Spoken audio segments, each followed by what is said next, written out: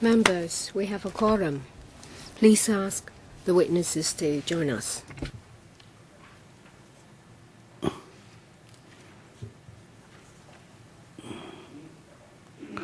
Kenneth, you can take your time as much as you like. 嗱 ，Kenneth 啊，我陣間咧都會，如果你問啲問題佢唔答，我問你個 relevance of that question to 我哋個 study and search the finding of the facts 嗰度解釋就得㗎，好嘛？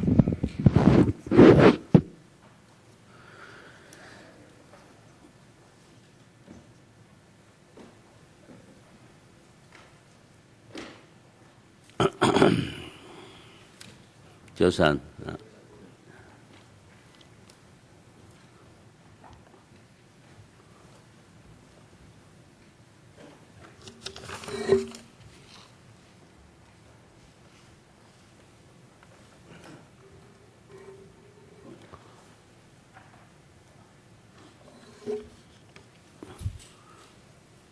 各位政府官員，邱副局長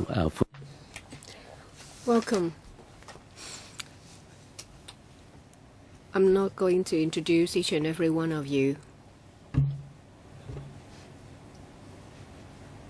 Any declaration of interest? No? Let's start. We'll start with Mr. Kenneth Lowe. Thank you. Good morning, everyone. I would like to focus on the air traffic system. The air traffic control system, and I would like to talk about the tendering exercise. As we've mentioned last time, this will be the focus of today's hearing. Before I ask detailed questions, I would like to tell you why we spend so much time on this. Well, under the terms of reference enshrined in the Basic Law, it is the duty of the PAC to conduct a value for money audit to make sure that public funds are used properly. And because of a recent aviation incidents, we're very concerned about aviation safety. And it's not just because of recent incidents. We are an international aviation center. So the air traffic control system is very important to us. It's our backbone. Let me draw your attention to a document dated the 27th of December 2014, R63/4/Gen 6.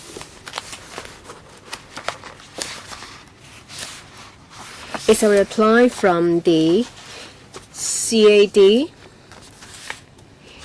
to a letter of us dated the 15th of December 2014. It's Gen 6. Please give them some time to find the document.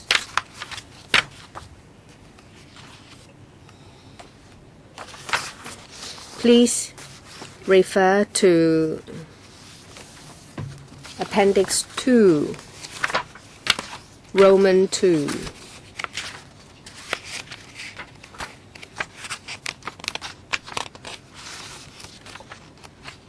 I'm referring to the English version, but it doesn't matter. This is a flowchart.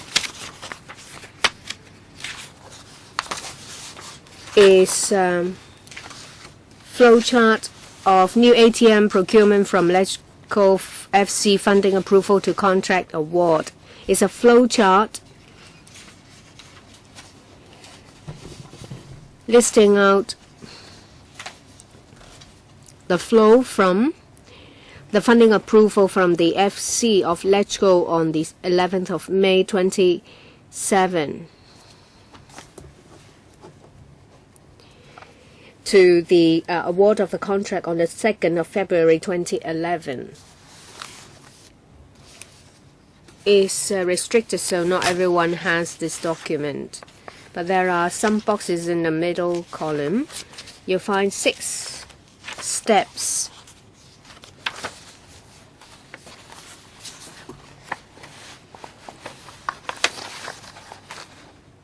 And this sets out the various stages when scores are given by the relevant parties.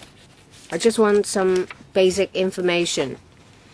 At stages 1 and 2, how many tenderers there were and how many of them have been eliminated? Can you give me an answer?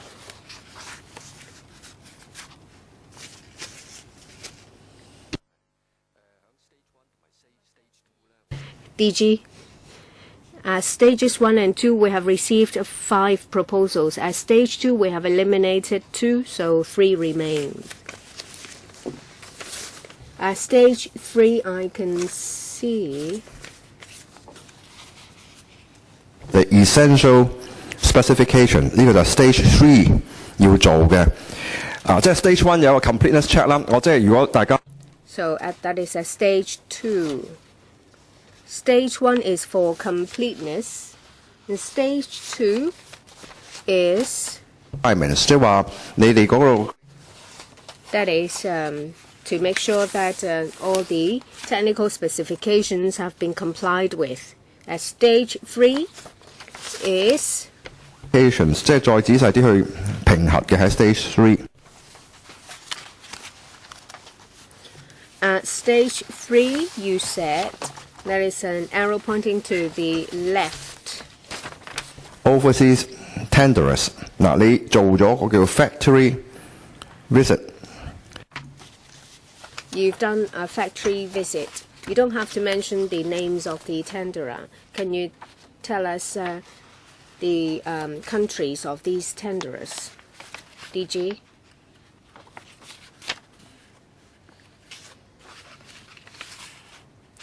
Well, in relation to the details of the 5 countries, I will defer to Mr. Wu. Thank you, Mr. Wu, for your question.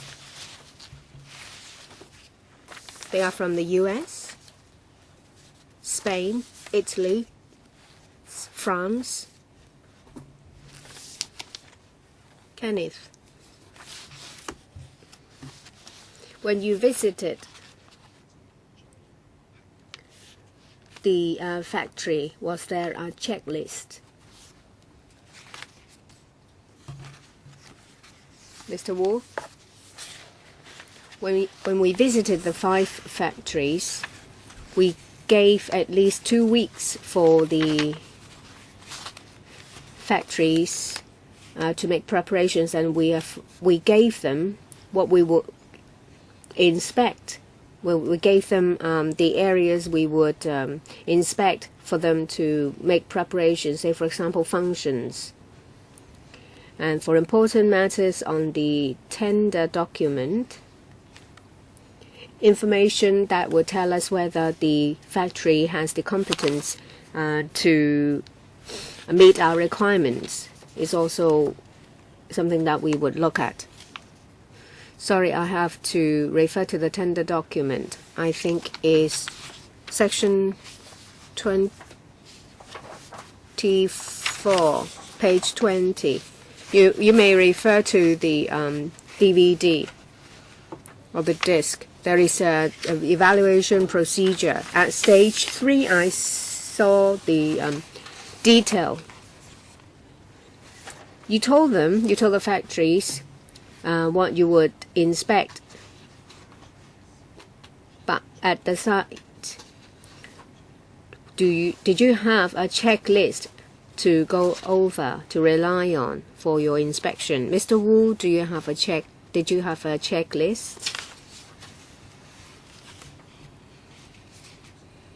And do you have it now? As I said, 2 weeks before the visit, so there was a checklist. Yes, it's been supplied to them. And we conducted the inspection based on the checklist. So it's all the same for the factories. Yes, and it's the same group of people who conducted the assessment. So it's the TAB. How many people are there in the TAB, and how did you find them?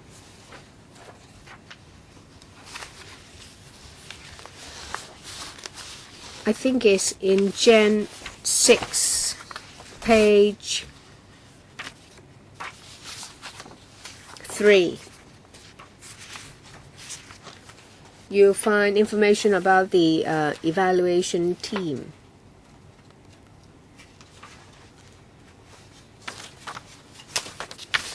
There are 11 members in the tender assessment panel.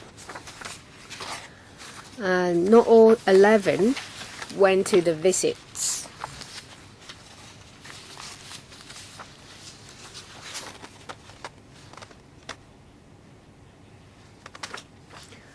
We identified members who are more experienced, 5 of them to conduct the factory assessments.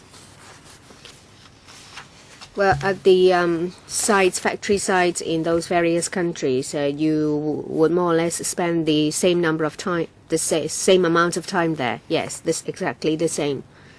So you conducted the visit in one go, or well, I don't think that's possible. You made 5 trips. We made 1 trip.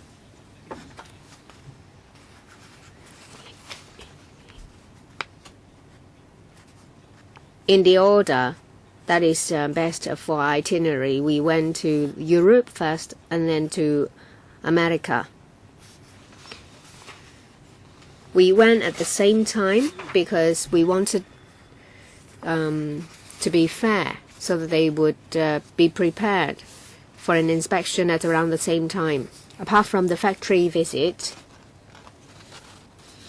where you would see the item would be in the factory.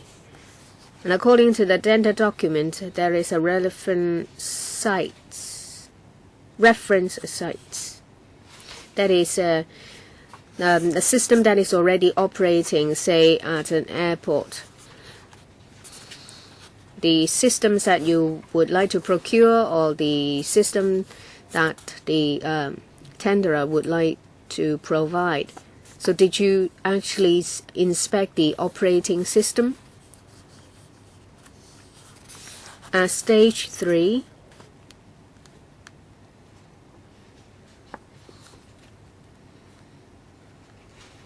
in a selection of tenderer, we did not visit the actual site for inspection of the actual operation. We went to the factories of the 5 tenderers.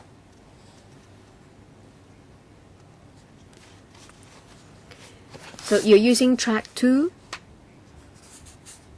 We're using AT1.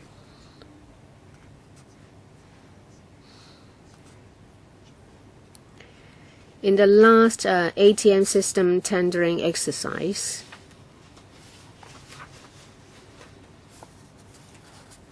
I think it was in the 1990s. Did your team conduct a reference site visit apart from a factory site visit? Can you remember, or do you have the information? I will defer to Mr. Wu. I wasn't involved. From my recollection, yes, there was one. Because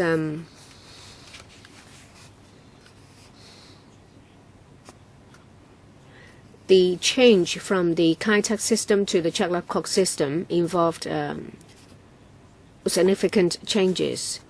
So before they procure AT1, they wanted to find out more about human-machine interface and new functions. The purpose of visiting the factory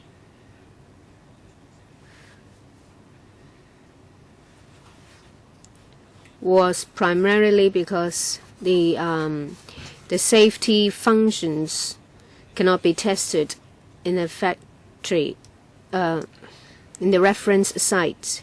Say, for example, for aircraft proximity, these functions could be tested at the factory. But when we visited the reference sites, the sensor system was in operation. We were not able to test certain functions. That is in relation to AT1, because at the time,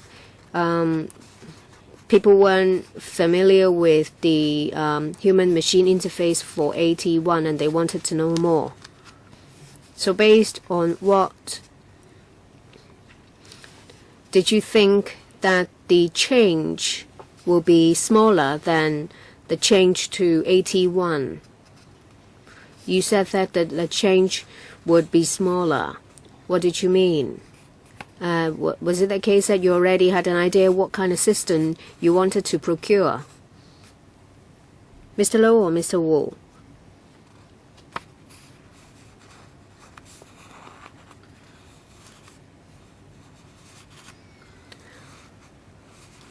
Our main consideration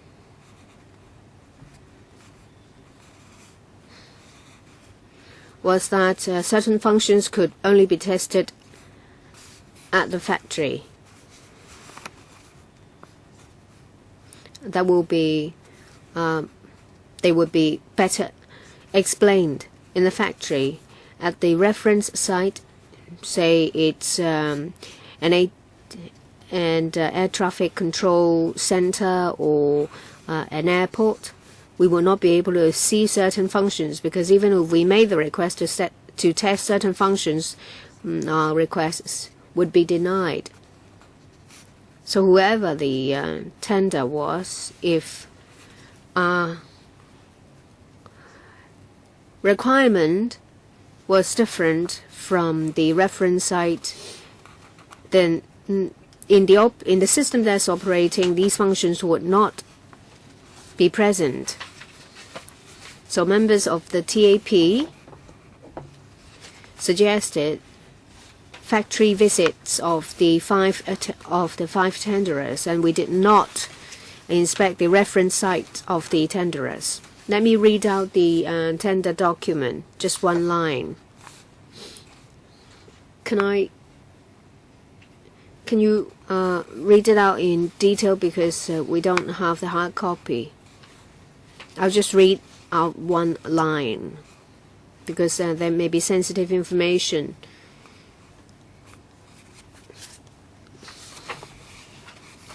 Is condition of tender. We don't have it.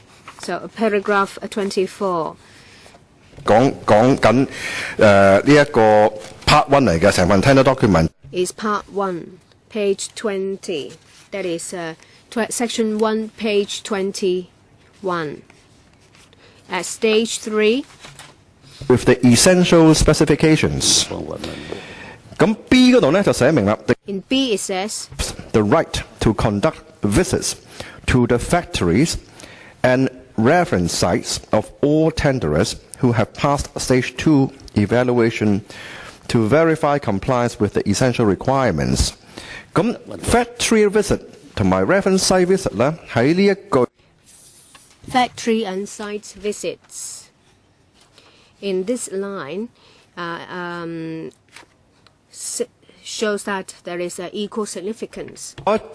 So although Mr. Low and Mr. Wu just now said that some functions can only be tested or inspected at the factory, my question is this. Were there any functions that can only be checked or be tested on site, Mr. Wu or Mr. Low?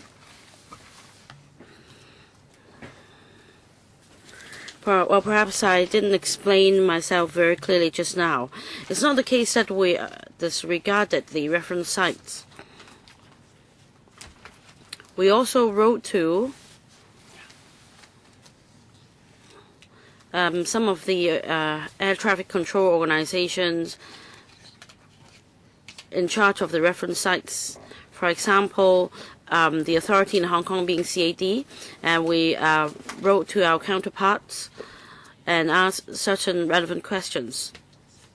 And we sent the questionnaire to the reference sites to ask for more information for checking with our requirements. So basically, we believe that this part is complete, and we visited all 5 factories, and in the process, some TAP members, using the same checklist, conducted the factory test and the assessment. So for the systems provided by the 5 suppliers, we had a full picture of their compliance with our tender documents and the checklist. Well, Mr. Low, just now Kenneth asked you about the reference sites and the factory test, and you failed to answer him. Well, you said you did not go to the reference sites, but for the 5 tenderers A, B, C, D, E, you did write to them and seek some answers. Is that what you're trying to say? Yes. So please answer him directly. Thank you, Chairman.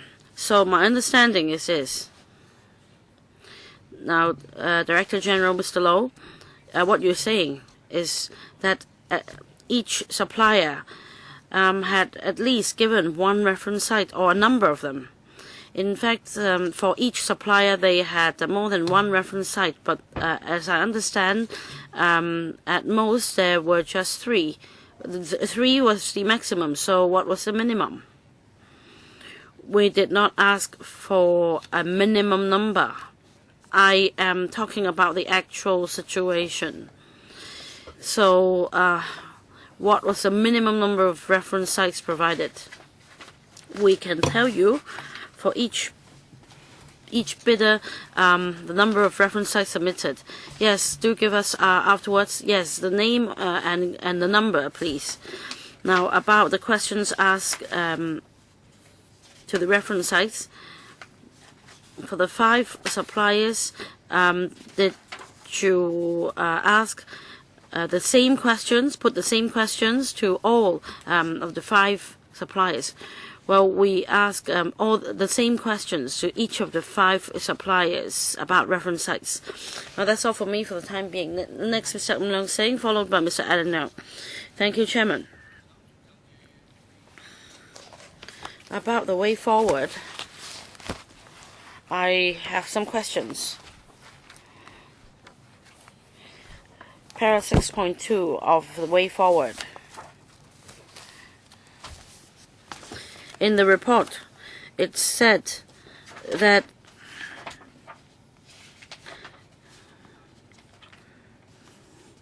the surveillance data display problems has increased since 2011, and yet the new ATC system was targeted for commissioning in 2012 December, and because of delay in implementation,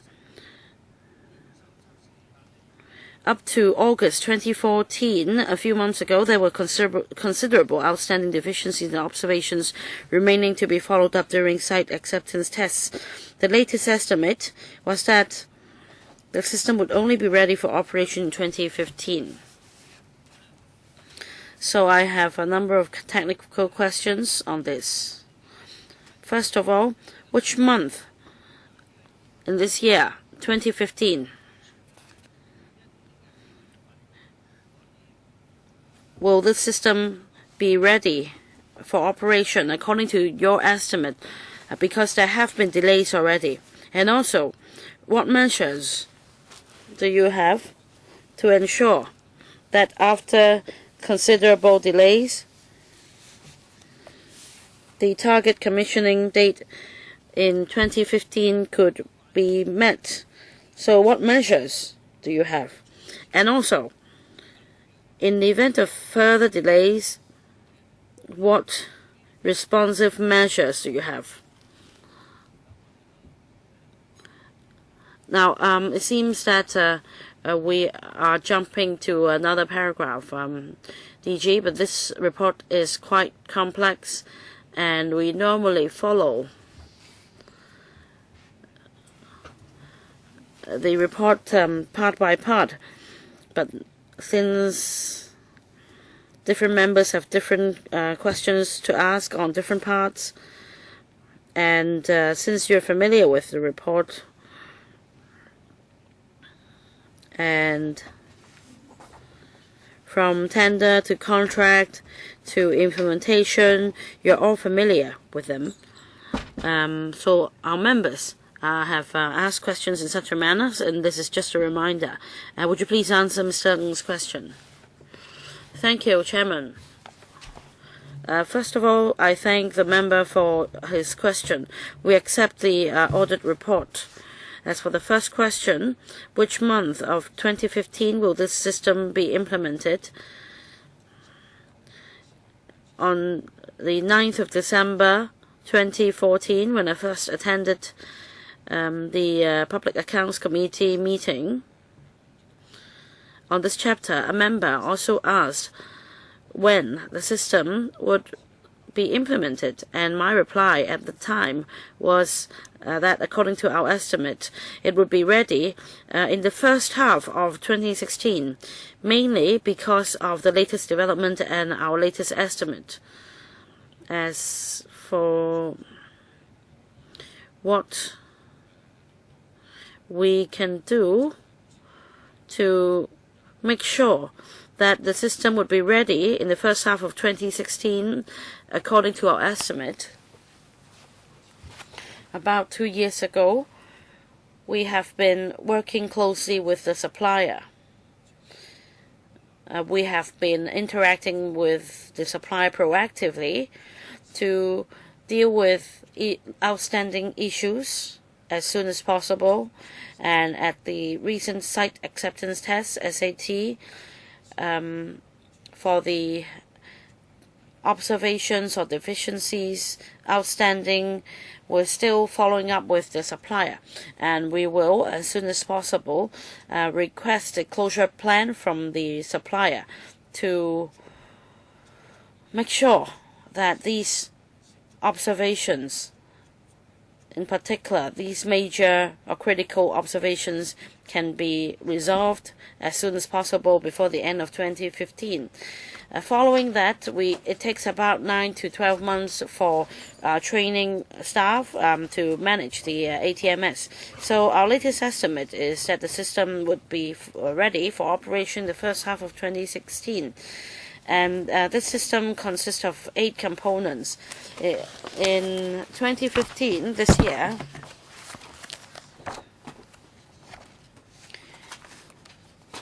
we are going to implement the components of the ATMS which are ready as soon as possible, so that it will be more cost effective. Now, if this new system is still not ready by the first half of 2016, according to our estimate, what can we do to ensure that the existing system can continue its operation? About 3 years ago, we already requested the supplier of the existing system to come to Hong Kong and review in depth the operation of the existing system, and it had provided very valuable comments, and we have been enhancing certain components of the existing system in the last 3 years. For example, replacement of some computer units, computing units, enhancing our air conditioning system, so on and so forth. And we are confident that the existing system should be able to continue its operation until the new system is implemented. Chairman, now from what I heard just now, very clearly, according to your explanation, the system would not be ready in 2015. Of course, some components would be implemented in 2015, but the system would not be formally ready until the first half of 2016, so that it can work independently. I think this evidence is very important, because we're still talking, because according to the report, it would be ready for operation in 2015, and now, according to your latest estimate, the system's implementation would further be delayed to the first half of 2016. So in terms of the way forward, this is important in order to ensure the greatest efficiency. I'd like to follow up on this as well. If we look at Gen 8,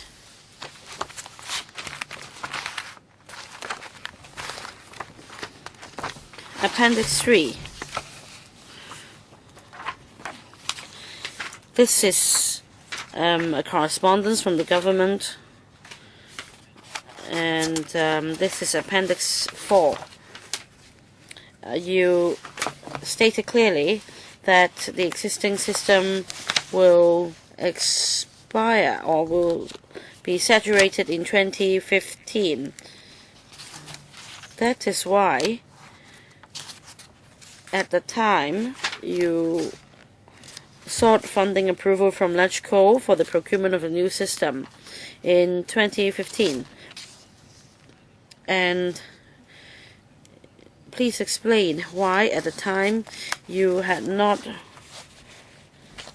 anticipated that this ATM1 could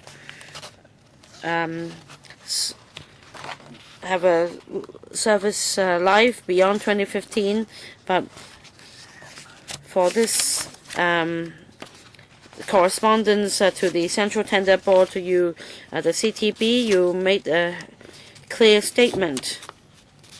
And also, please refer to the memo. You stated very clearly the duration of the contract and that it will be divided into 2 phases. So please answer this question. This is a letter dated the 8th of December 2010, a letter from the GLD to the Central Tender Board.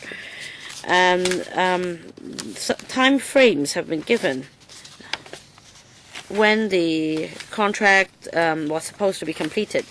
And that's why I said we are jumping back and forth, because after Mr. Ng asked the question, we need to go back to the tender.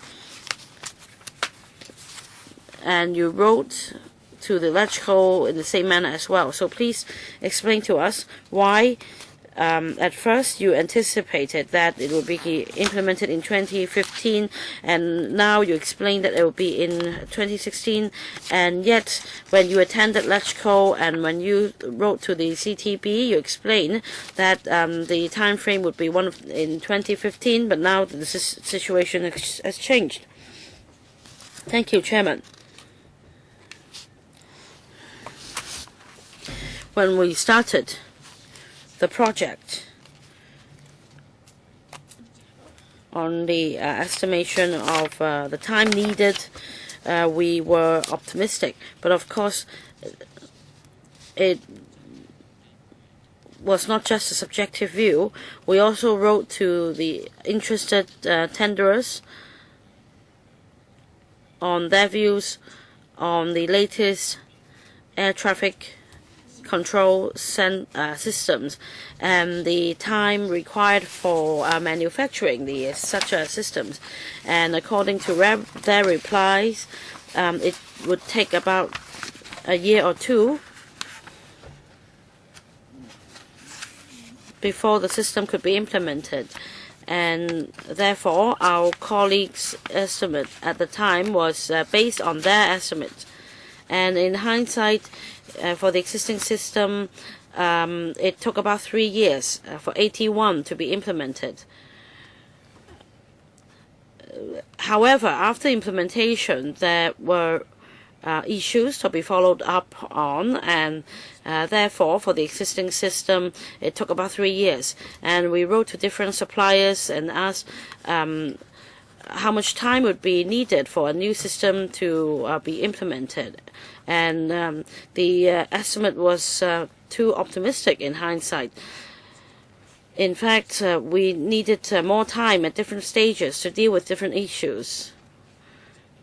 So we have postponed the commissioning date to the first half of 2016, and the new ATMS would be ready then.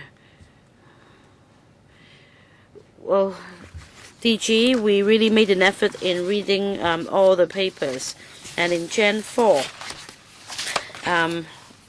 Gen 4 contains a paper to electrical. It's set to be 2015, and if you read Gen 4 Info 1, at first you told electrical that the system would be saturated or will reach its capacity in 2012. And you sought funding approval for up to 2012, and when it was delayed to 2015, shouldn't you report the matter to the relevant panel of electrical, because the administration should account for the delay to the legislature, and you failed to do that, and that's why Mr. Ng asked the question, why the date was postponed from 2015 to 2016. I'm sorry I've given you time because I used your time to ask a question, to give you some background. Yes, Chairman, you pointed out correctly in Gen 4 that as far as the professional team was concerned, in April and May last year, the team stayed in Hong Kong for 4 weeks for the acceptance test, and 4 weeks. There was a stay of 4 weeks for the expert project team to finish the outstanding issues. So we're talking about a full year's time until the first half of 2016. And from the value for money audit perspective, my question is whether there is any compensation for the delay as a result of users not being able to use the system, whether there is such a clause to govern this. DG? Yes. The compensation or damages for delay has already been stipulated in the contract, because the contract is divided into Phase 1 and Phase 2. For Phase 1, the damages is $5 million or above, and for the second phase, $3 million. If in the end the system is still not yet ready for implementation, if the contract is to be nullified, then all the sums, all the costs would be borne by the other party, including the expenditure incurred, and all these are contained in the clauses of the contract. It's very important because we have had the delays, and it's important to find out whether there are ways to protect public interest. Chairman, shall I continue? 6.3. The PRM radar. Since 2005, the PRM radar has been, and it's been confirmed, has been put into standby mode since it could not be used. So almost 10 years ago. So it's been put on standby mode for 10 years already. And when will the function of standby mode be lost?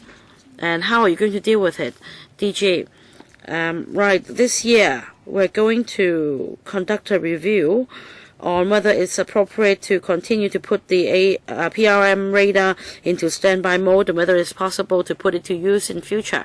After our detailed review, if it's if the outcome is that the PRM radar should not be put into standby mode any longer, because it has been put into standby mode for a long time, and for electronic devices, after being put into standby mode for a period of time, we should consider whether we should continue to do that, and we were going to have a decision on this. So you still have a contract governing the maintenance of the system. So during this maintenance period, could you tell us whether you have incurred a reasonable expense? I mean, previously you were using the PRM, but now it's been put on standby mode. Do you have any such data? I think most importantly, the maintenance of the PRM system has been dedicated to a local service provider. The PRM radar is part of that, and the maintenance is, and we have a whole maintenance package. But if we want to find out how much it costs operating the PRM on a standby mode, I estimate that it's about $200,000 a year. As I said, this year we will conduct a review as soon as possible. From 2005, it went down from 1.1 million to 200,000. And you'll find the information in 3.6C. Next, I'd like to go to 6.4. That is the user pay principle. And we need to charge the for the ATC services for aircraft using our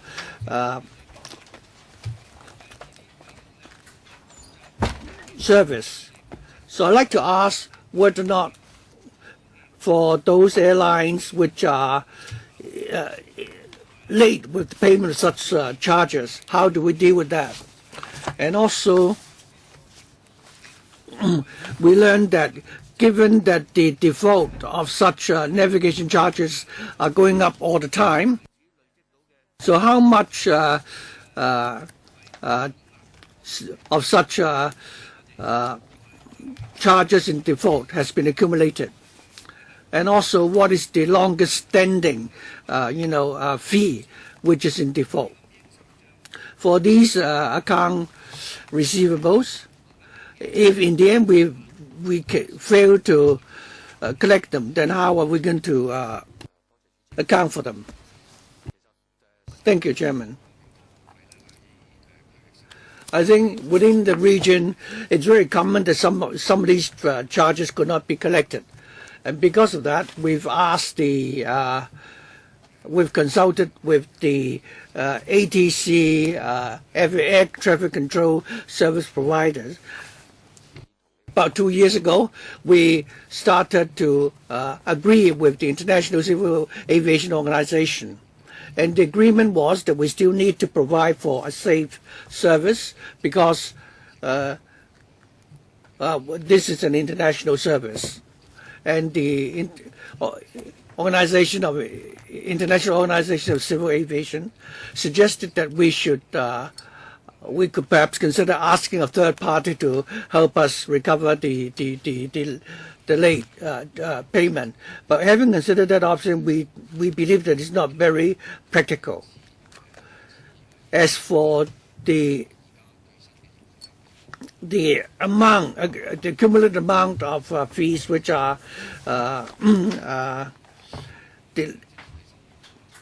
in default, we can certainly provide information to members later on. But if we indeed fail to collect the charges, we will talk to the Treasury and the DFJ, see whether we can write off the amount eventually. Especially for some airline companies, after they've used our service and after some time they fail to pay for the service and the company subsequently become bankrupt, and it would not be practical for us to pursue such a payment. But we certainly not take any action until after we've consulted the DFJ. Well, you've also said that you may consider, charging a deposit. Would you consider adopting a similar approach, that is charging the airlines, a security deposit? Charging a security deposit is not a universal practice, but in Hong Kong, we have the right to charge such a security deposit. We now actively consider charging such deposits from airline companies which do not have a very good credit history. We will conduct a review as soon as possible during the first half of this year. Director General, could you tell us what is the actual amount which has been owed to the CAD? I don't think it's desirable for us to go after the airline companies only after they have become bankrupt. We're going to find out whether or not the Malaysian airline or Asian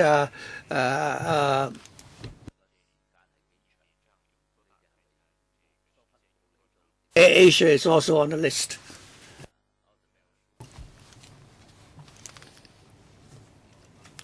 So I think it would be much better than waiting until you've discovered that the airline company has gone bankrupt.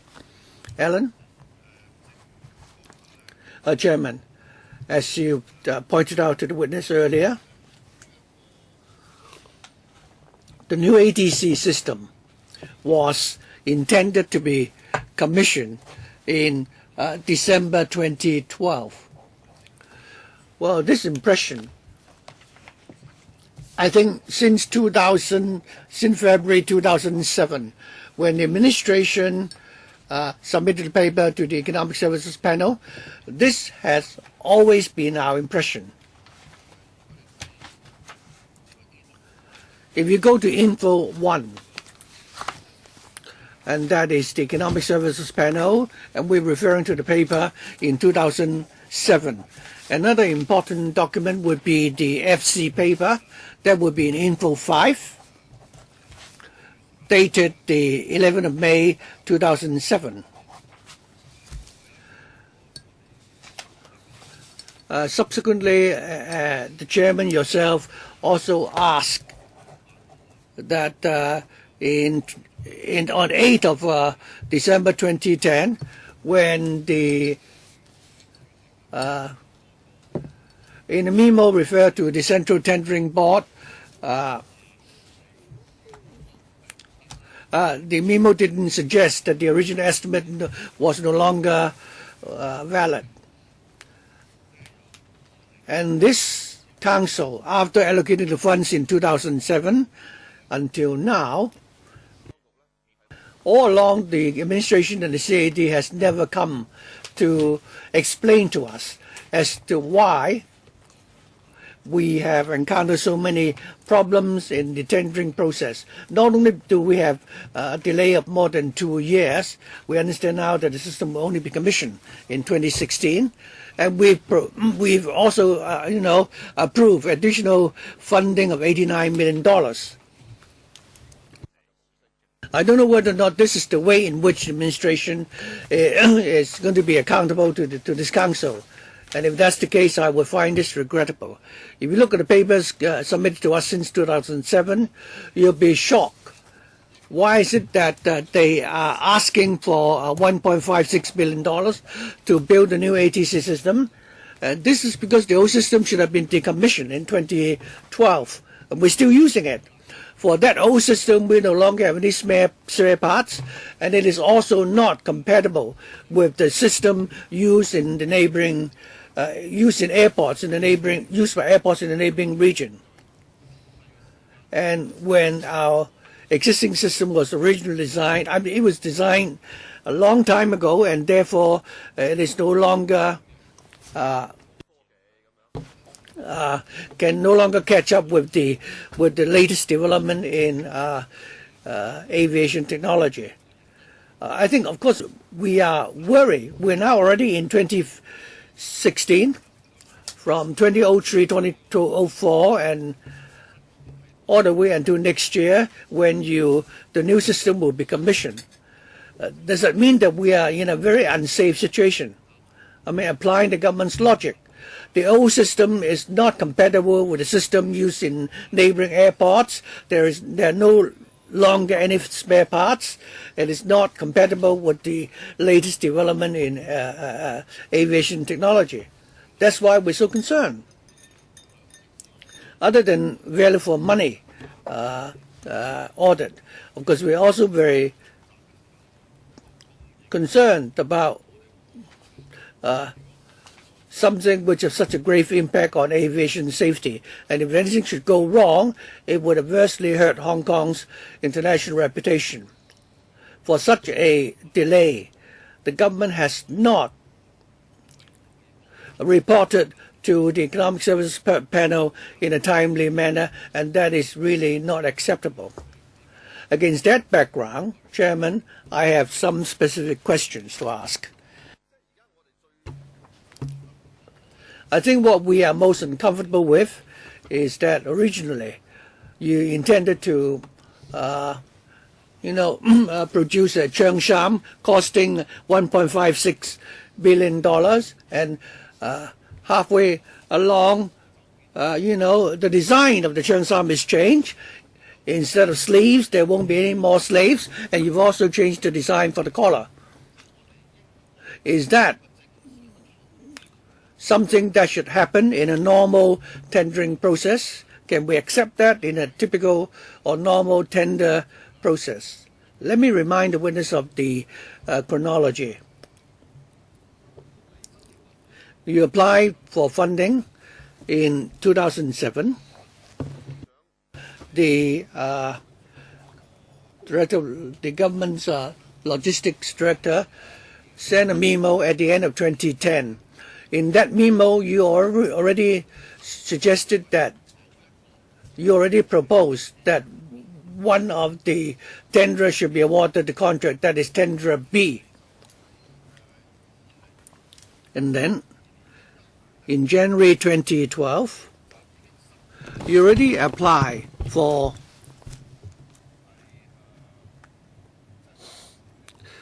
to the Director of Logistics asking for permission from the tendering board to amend the contract. Well, is that really reasonable? You only told the chairman of the Central Tendering Board in December 2010 that you should award the contract to tenderer B. And then in January 2012, you already asked for a contract revision, and you did not just ask for a change of contract once. The second time, it was in June 2013. So it's like, changing the design of the Cheongsam, changing the design of the Cheongsam to become a mini skirt.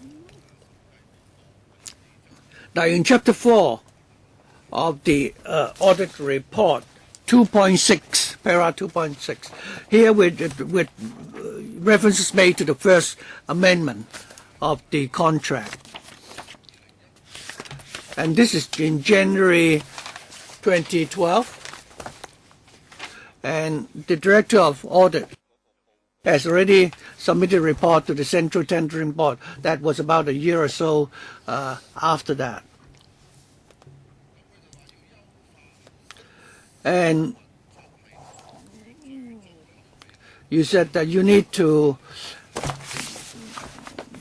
enhance the scope of data synchronization between the live system and the ultimate fallback system, and also enhancement of aircraft sequence logic and human-machine interface, and C, expanding the simulation system. The Director of Audit already helped us ask some preliminary questions. In 2.7, the Director of Civil Aviation replied as follows. In A, for example, that the new ICAO requirements was only promulgated after the contract was awarded. After the close of tender, does that mean before the award of the contract? Chairman, was that before the award of the contract? Director General? Thank you, Chairman. If you don't mind, Chairman, I'd like to explain that.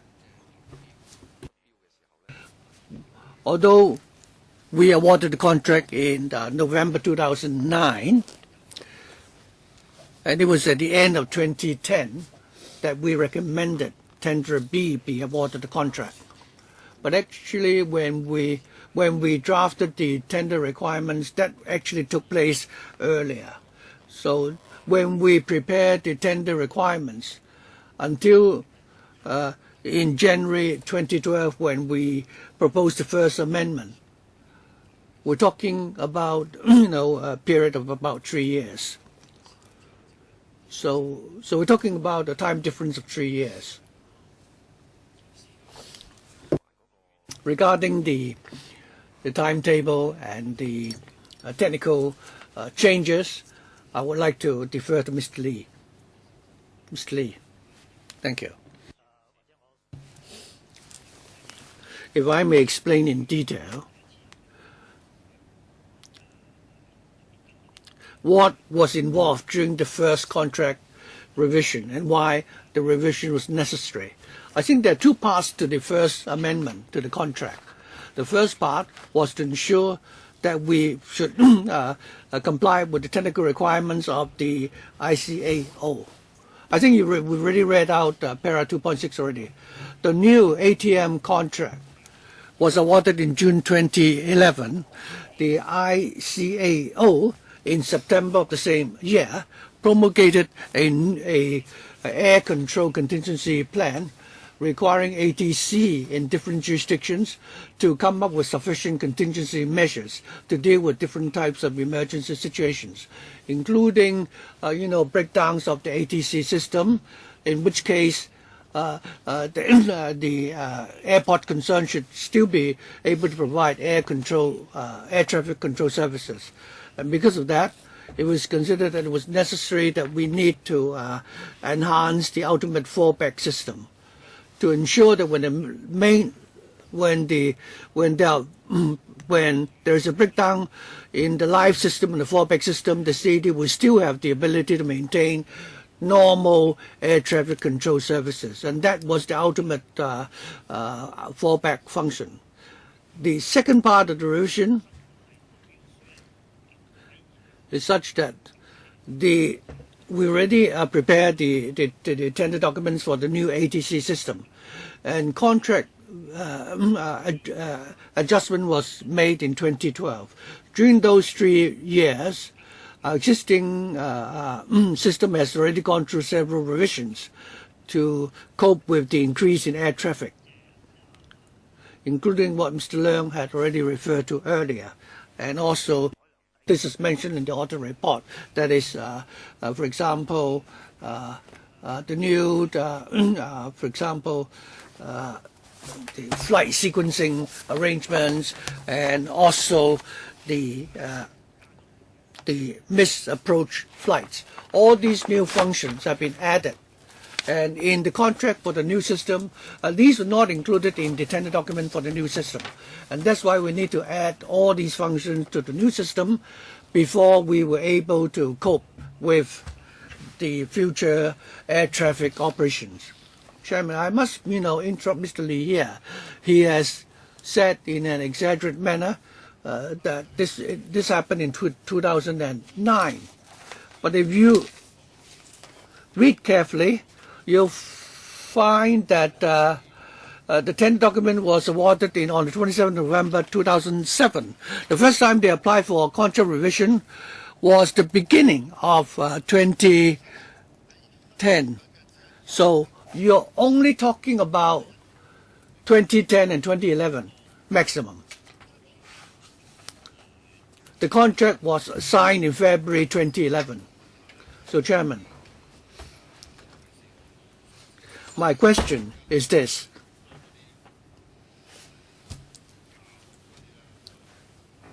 You have now cross out the prices. For the $89 million, you say the tenderer B had won the contract. I'd like to ask, what was the price quoted by the second highest bidder? 即係第二標。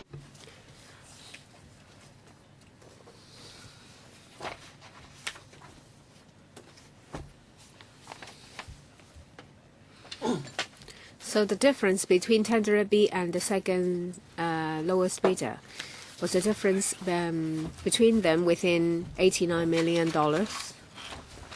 Well, let me put it this way. I may not be in a position to answer it. If you allow me, I would give you a written reply afterwards. And I'd like to point out one thing.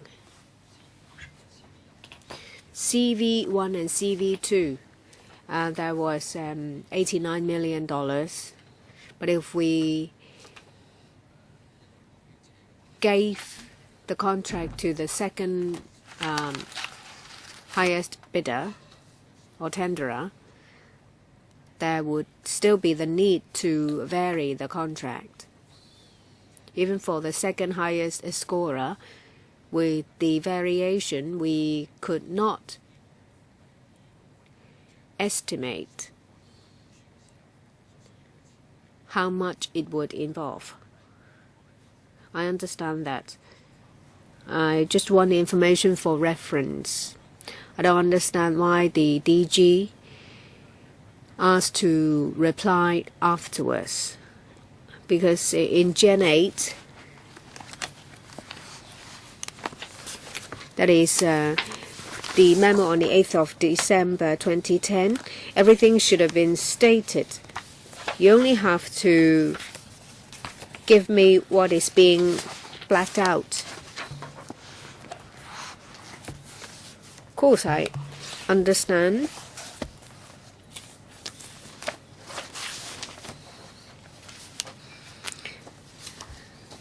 That even with the second highest scorer and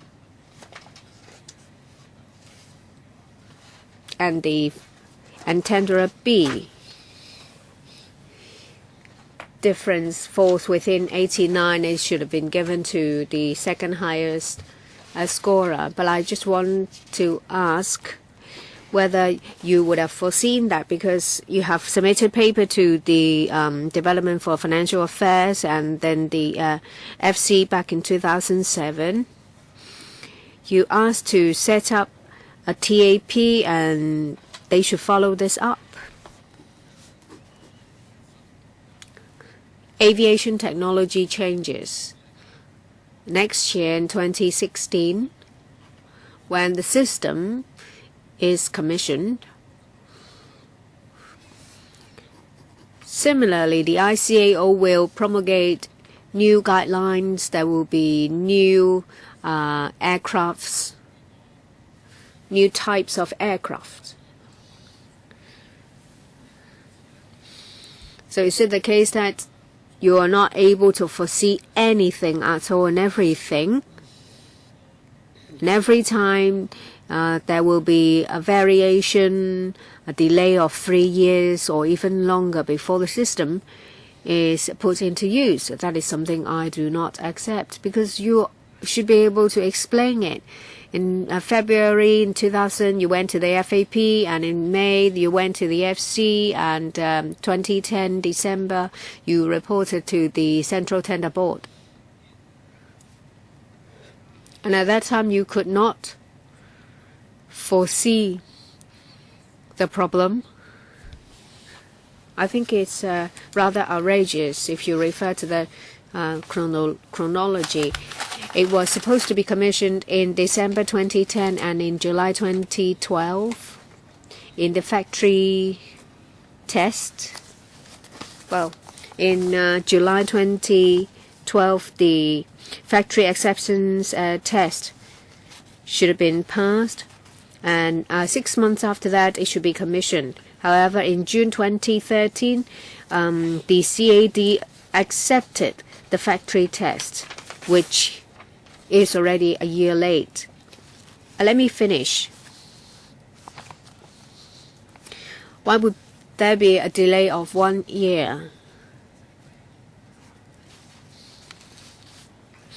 And it's not a clean cut with the acceptance test. There are still 127 deficiencies.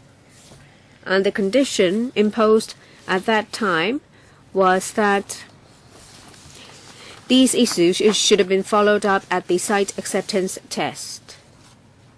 And when it comes to the client training test, there were a lot of outstanding issues. And in June 2014,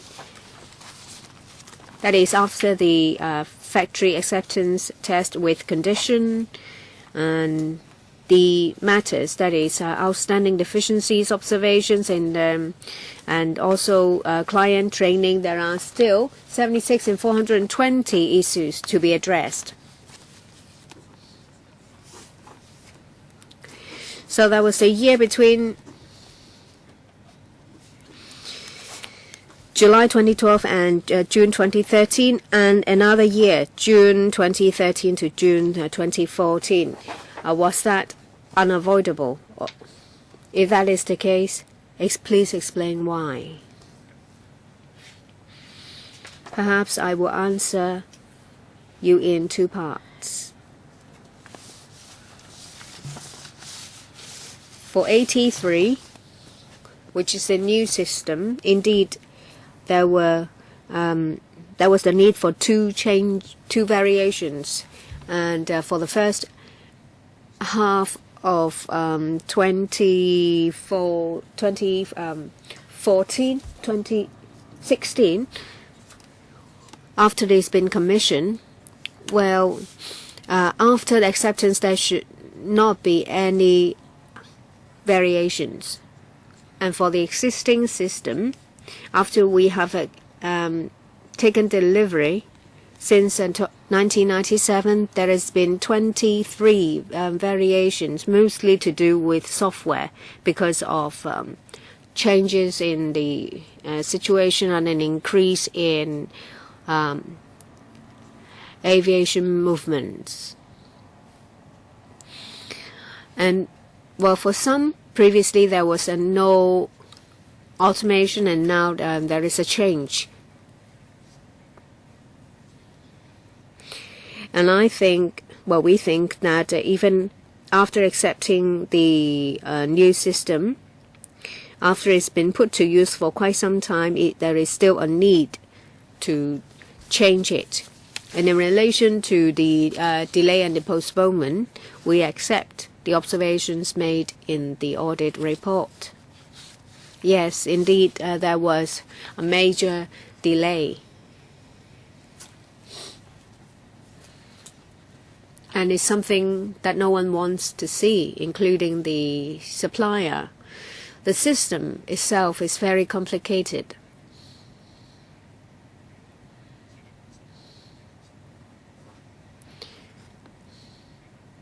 The tender of the ATC complex was aborted, and as a result there was a several months delay.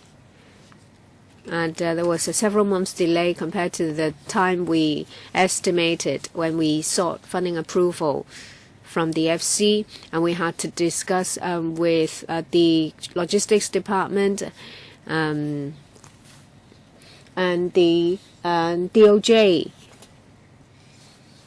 When it comes to the detailed design review,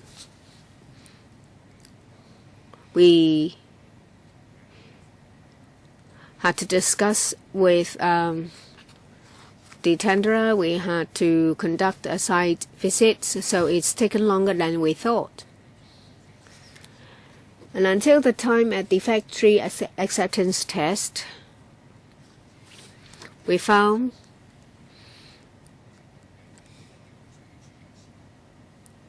matters that needs to be addressed, as pointed out by the audit report, and it took time to deal with these issues. So every delay added to the previous one, and it snowballed.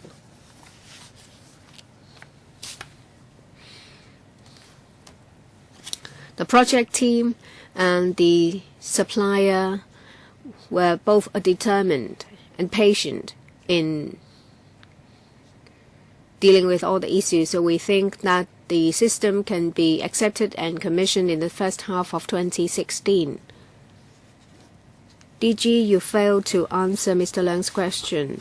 Is your wishful thinking that you would like it to be commissioned in 2016? That is what you would like to see.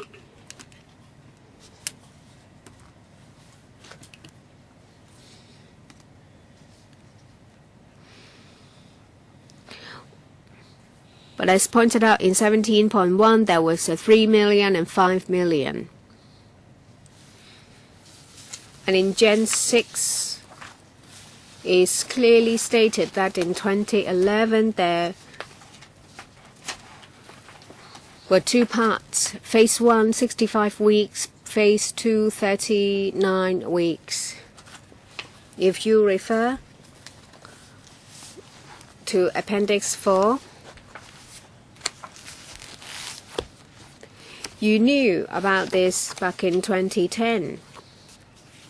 That is the delivery of the building.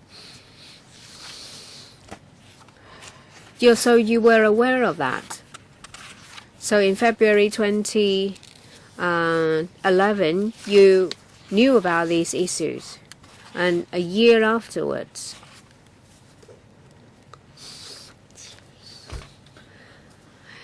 and then there was addition of 40 million. And Mr. Leung asked about the difference between the highest the tenderer with the highest score and the second highest tenderer, whether it was within 89 million. Now you added something, and the ICAO did not tell you only in September that they wanted some improvement. There should have been some consultation, which should have lasted for quite some time. And it's not the case that they asked for an improvement and it had to be done immediately. You would have been consulted.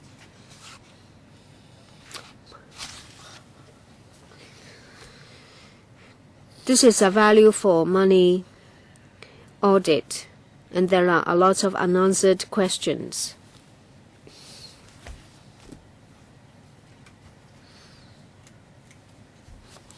You only help us with a report when you give us an answer. You have to answer questions. You did not answer his questions. Perhaps I did not make myself clear.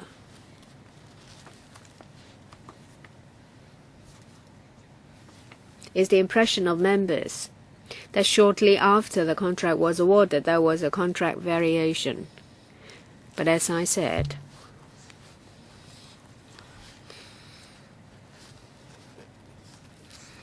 in April 2009, we submitted the tender specification to the Government Logistics Department.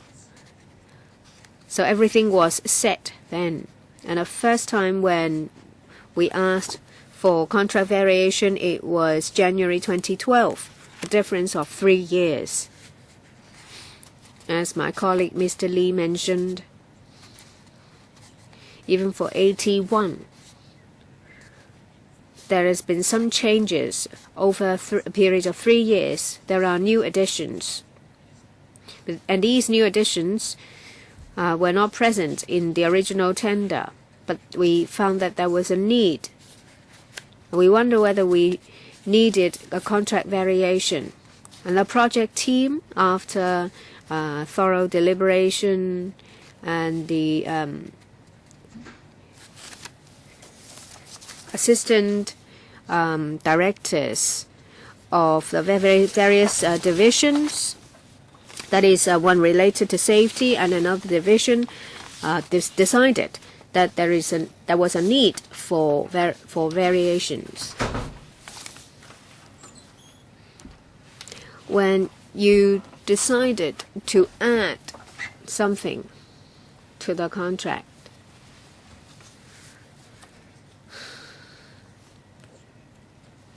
did tenderer B fulfill all the tender requirement and you only want to add something? Or is it the case that you're only adding it after they have made everything ready? Sorry, I don't understand you.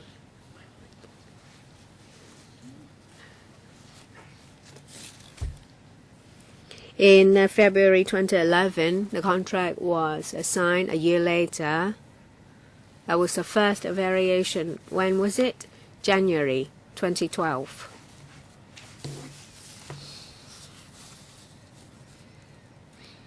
When it comes to tenderer B,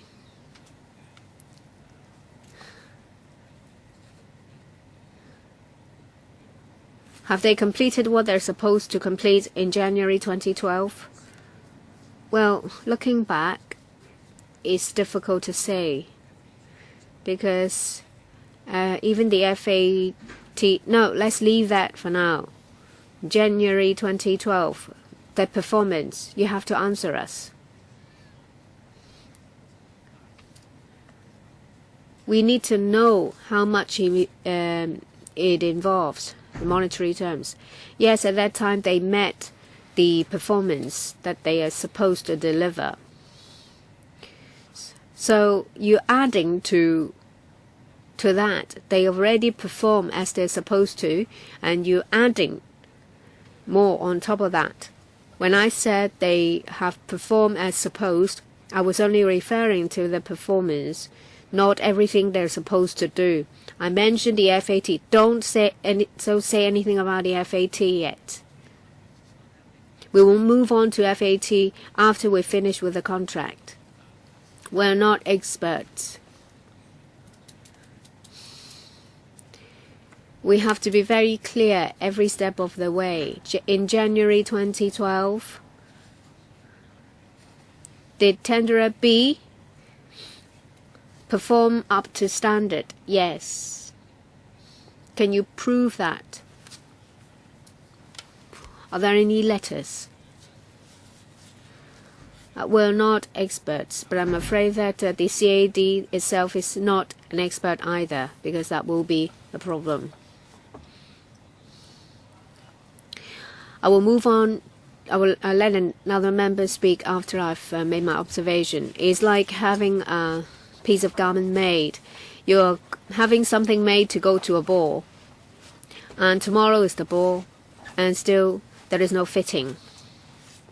So you have nothing to wear to the ball. And if you're saying that, well, actually, that is more or less there. It just needs some refinement, and that's all right. But we're talking about a delay of 2 years. You don't have the piece of garment ready at all. So it must be the fault of the tailor. Well, in this case, the CAD.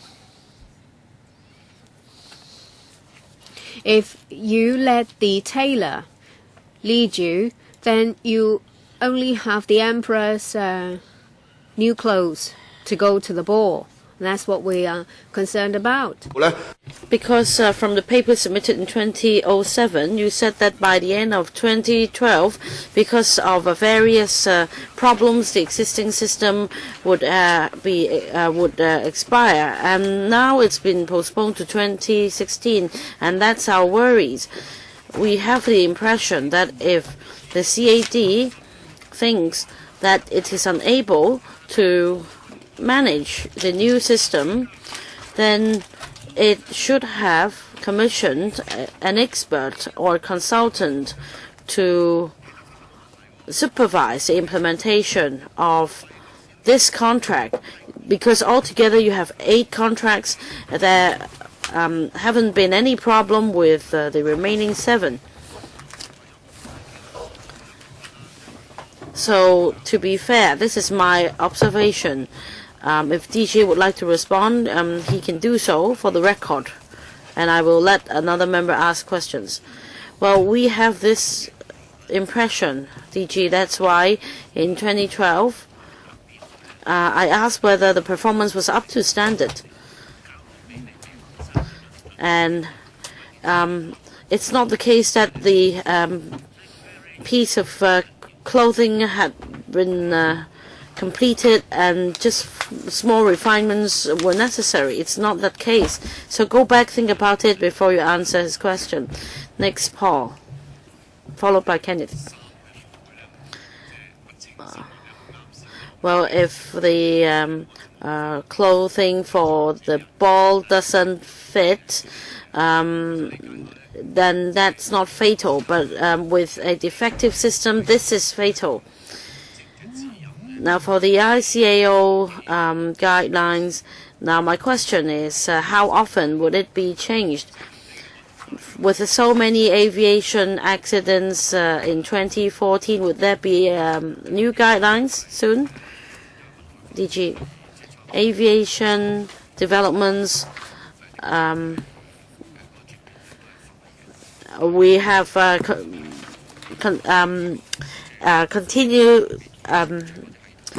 we continue to have aviation developments, and the changes are quite rapid. But it's not the case that we have new guidelines every month. Usually the changes are only made after discussion among countries in the region. For some changes, we believe that if we can keep up with the changes, it may be conducive to bolstering our status as the aviation hub. Just like CV1, at the time we believe those changes were necessary. Now, for the ICAO guidelines, according to the DG, the variation would help Hong Kong Airport's reputation and to bolster Hong Kong status as the international aviation hub. Now, my question is, what if you don't follow the guidelines? Would there be hazards?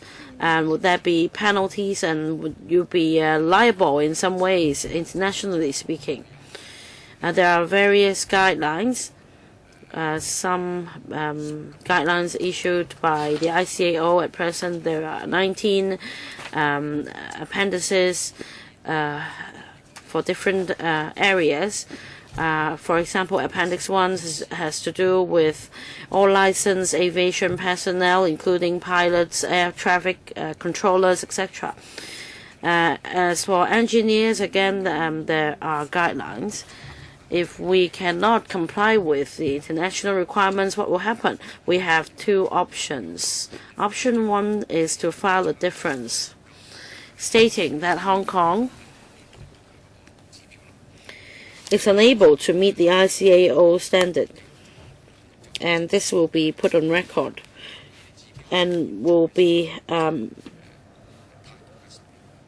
accessible by other countries.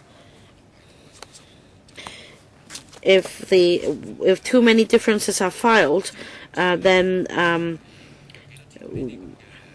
other countries may have concern over Hong Kong's aviation safety. There are over 10,000 such safety directions. Now, something about the background. You explain that. For the guidelines or the directions that was related to the contract variation, what was it about?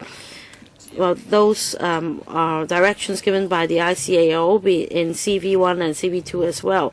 That is, if we are to improve our aviation system or to enhance our aviation services, what we should do.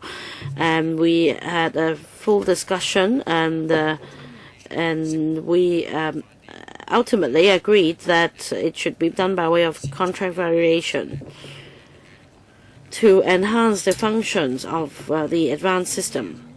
Well, now the guidelines or the relevant guidelines, is it very critical, such that if you don't follow the guidelines, our reputation would be tarnished, or is it just some sort of enhancement initiatives? These are enhancement initiatives. So for other countries, for other air traffic control authorities worldwide, how many of them are able to meet the initiatives or guidelines? Well, we do not keep statistics, but different countries have different requirements. It depends on the air traffic flow, the importance of that jurisdiction in the region, etc. So how many countries are able to meet the initiatives or guidelines? I can't answer this question. Let me go back and look for some information first. All right, I'm not asking you to recite all the countries involved. I am just talking about these technical directives, whether these are mandatory requirements or not.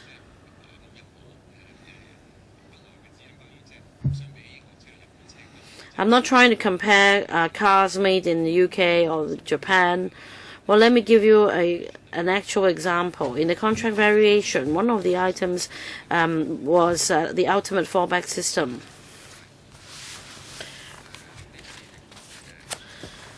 Now, for the ultimate fallback system, we understand that some countries such as the US, Norway, Germany, they have the ultimate fallback system. And when we visited the ATC system in the UK, as we understood, there was no ultimate fallback system. But recently, in December,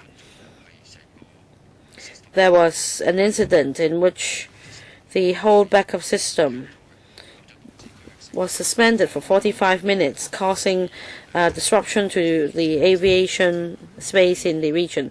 I'm just giving you one actual example.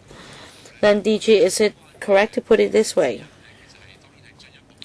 The relevant guidelines are just general guidelines and are not mandatory requirements to be followed worldwide. Yes, you can put it this way, because the air traffic management systems in different countries may have their own requirements based on their own needs. Because in 2.6 in English it says enhancement. Yes, thank you, Chairman. I just want to clarify how important the guidelines are. And next question. How much time did it take for the guidelines to be formally endorsed? For regional or global initiatives,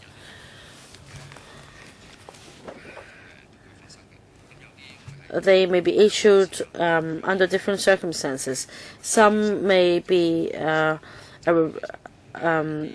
a result of lengthy preparations, for example, 2 years from discussion to implementation to, say, its implementation in Hong Kong. Now, I'm talking about this piece of guideline. This is that is A, B, or A. About 2 years. So you signed the contract in 2011. And before that, in 2009, you could have varied the terms. And in 2012,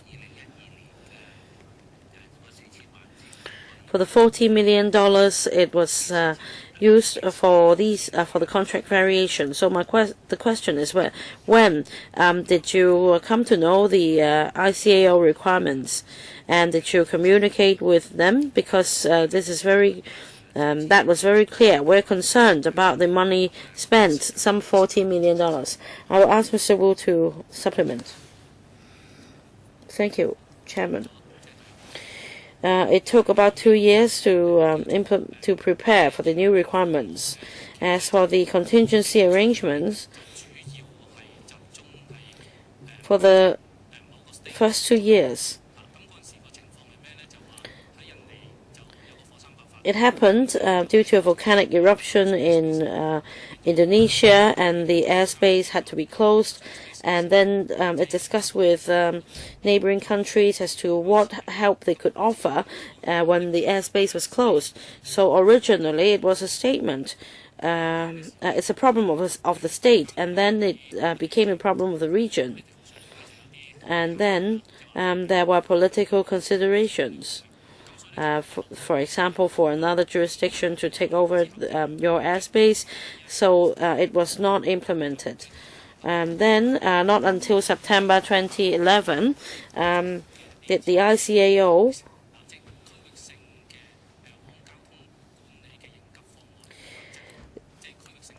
said that there should be an air traffic management contingency arrangement for the whole region, not just for the state, so that in the event of aviation incidents, other jurisdictions in the regions could help. And that is why the fallback system was for our own jurisdiction. But at the same time, when the system was enhanced, we also needed to consider the new requirements, because we needed to cooperate with others. And in the ICAO meeting, there were representatives from Singapore, Thailand, China, India. The more active countries in the Asia-Pacific regions, and they agreed to this cooperation.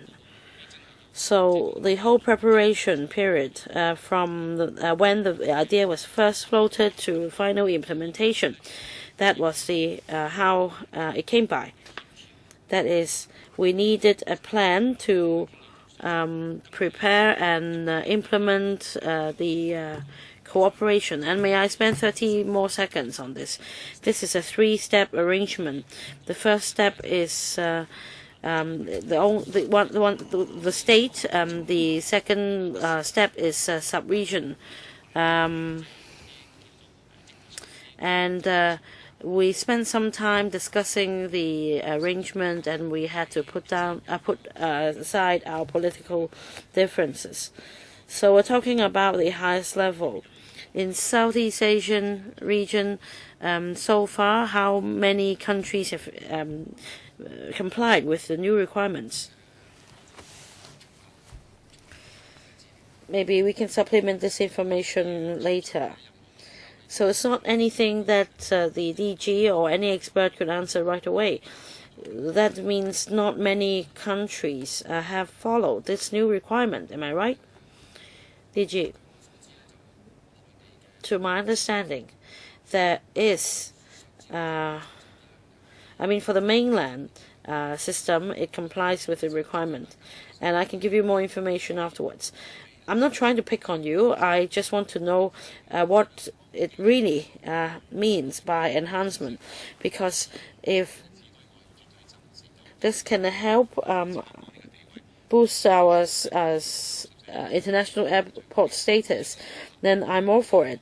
We have been ranked the top for 13 or 14 years, but still we're using AT1, and we're still not meeting the new ICAO requirements. So without the AT3 or these contract variations, my question is whether it will really impact upon our airport's reputation. Am I right in saying that, DG? Well, for contract variation number 1 and 2, it's not about a single project. There are other changes. There are also other new functions added.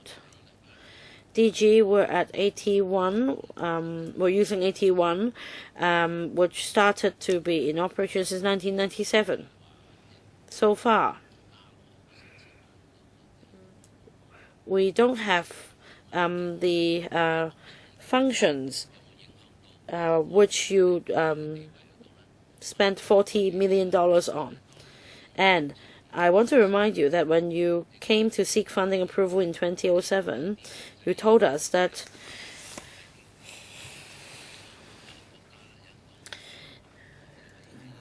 you needed to comply with some global aviation requirements. So as Mr. Chair put it just now, you want a Rolls Royce, but it doesn't mean a normal car cannot run. So the question is, in 2.6, when you sought $40 million in January 2012, whether it was really meaningful and from the value for money perspective, whether the $40 million were really worthwhile. And in September 2011, when the ICAO issued new requirements, as Mr. Wu put it just now, it had been discussed for 2 years already, and by February 2011, you should have known about the so-called enhancement. Why wasn't it included in the tender document? Why subsequently another $40 million had to be spent? That is why Mr. Leung's question was put in such a way just now that the treatment did not seem to be fair. Maybe we are wrong. Please explain to us. From the papers, from the answers you give to our questions, this is the perception we're having. So please do explain to us. We're trying to find out the truth. DG. Maybe I'll defer to Mr. Wu. Thank you, Chairman. Thank you, Mr. Chair, for your question. Now, there are two parts. About the ultimate fallback system proposed by the ICAO, as mentioned just now, although it had been discussed for 2 years, in the process, it was up to each state to consider whether to have the system. It's not regional. So for the team preparing the tender, they were of the view that the system should carry only the basic functions, because there were some discussions and nothing was concrete at the time, and it would be a waste of money if that was also included, and in the end it wasn't necessary. So to protect ourselves, that's the approach we took. And we also draw reference to the Europe's plan called Clear the Sky. That is when a system is out of order, then with an ultimate fallback system, an aircraft could land in a nearby airport as soon as possible. That was the concept. But with the regional requirement, we would be discussing with Singapore and other neighboring countries on how to fulfill this ICAO initiatives concerning global aviation safety. And at that time, we had a new goal to meet, and that was included in contract variation number 1. For AT1, it did not have this function. If we were to have an ultimate fallback system for AT1, we needed to change the whole system architecture. And since AT1 was towards the end of its service life, it was not cost effective. So we considered it more appropriate to have a fresh system. And also for the existing AT1 in the past few years,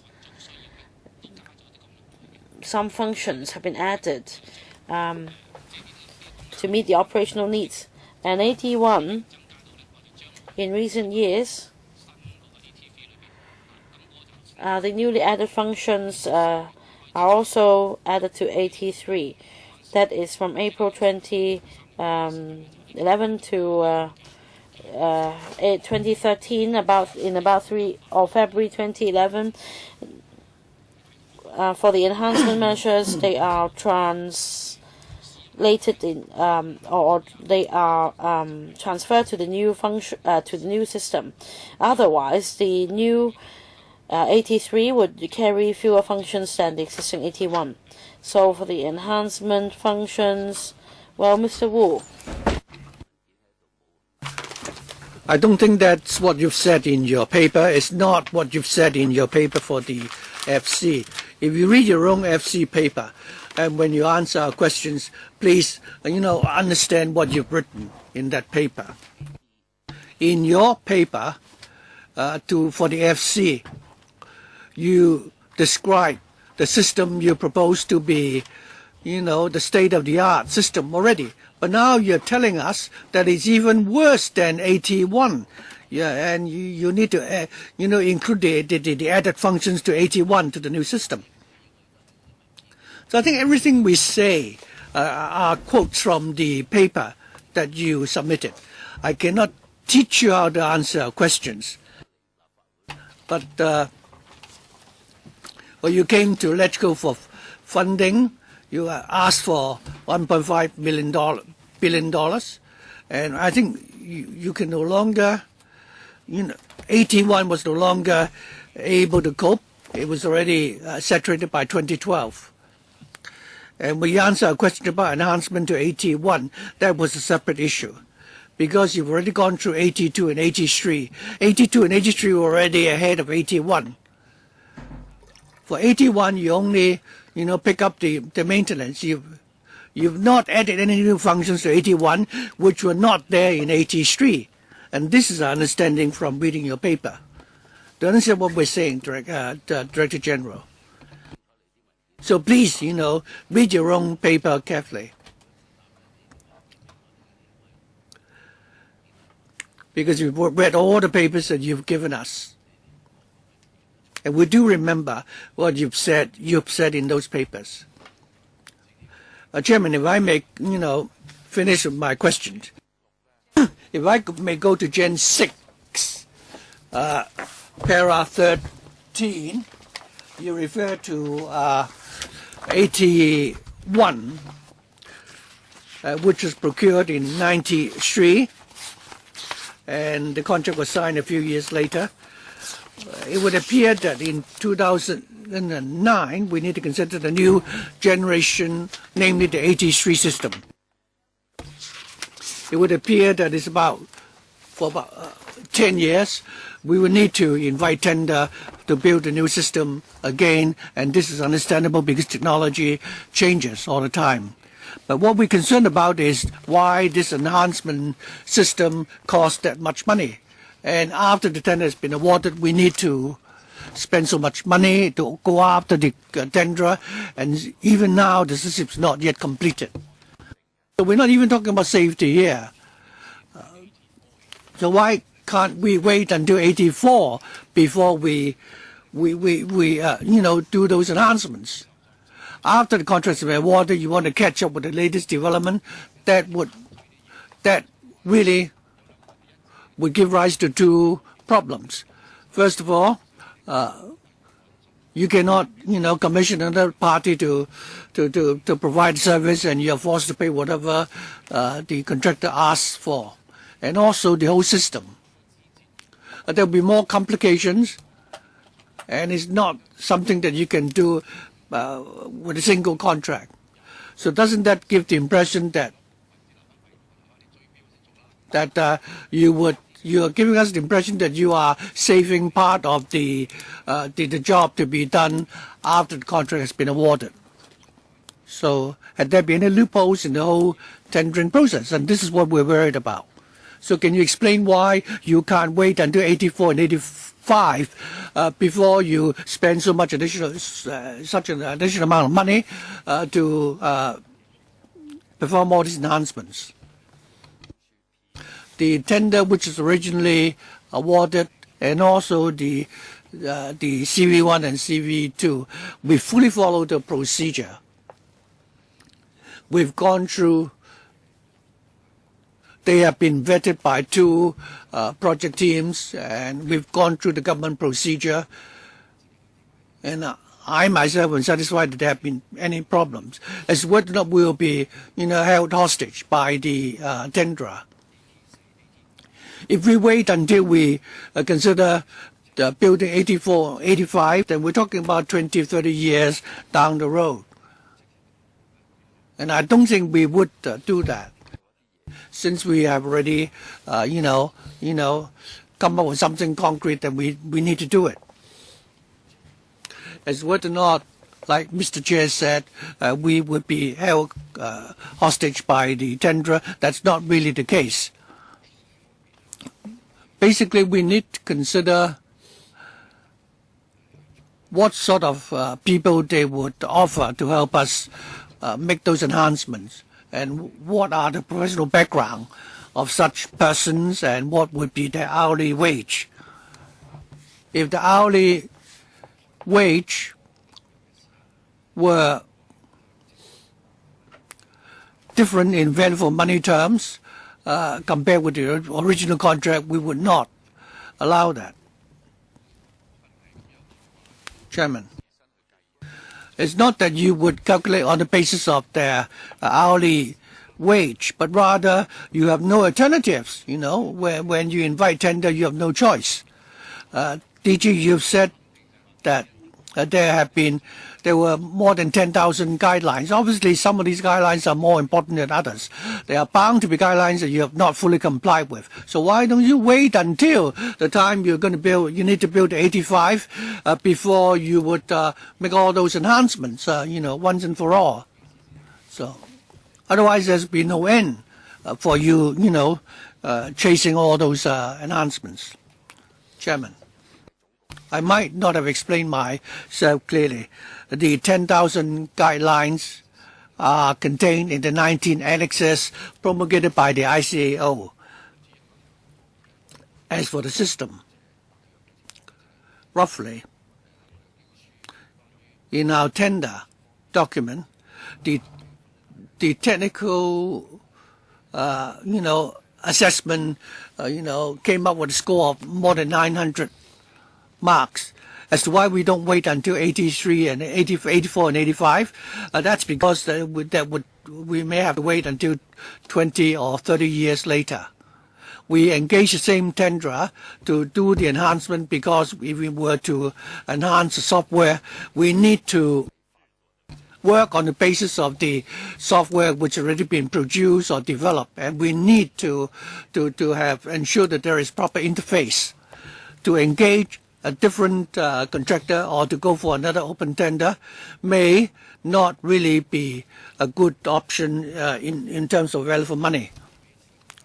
And if we award the enhancement to a different tenderer, then there might be problems as to whether or not the softwares are compatible, and also there might be issues relating to intellectual property rights. We've also discussed with the Logistics Department and also the DFJ, and we concluded that it would be proper to ask the original tenderer to help us with the enhancements. I fully understand that you should award the very contract variation to the same tenderer.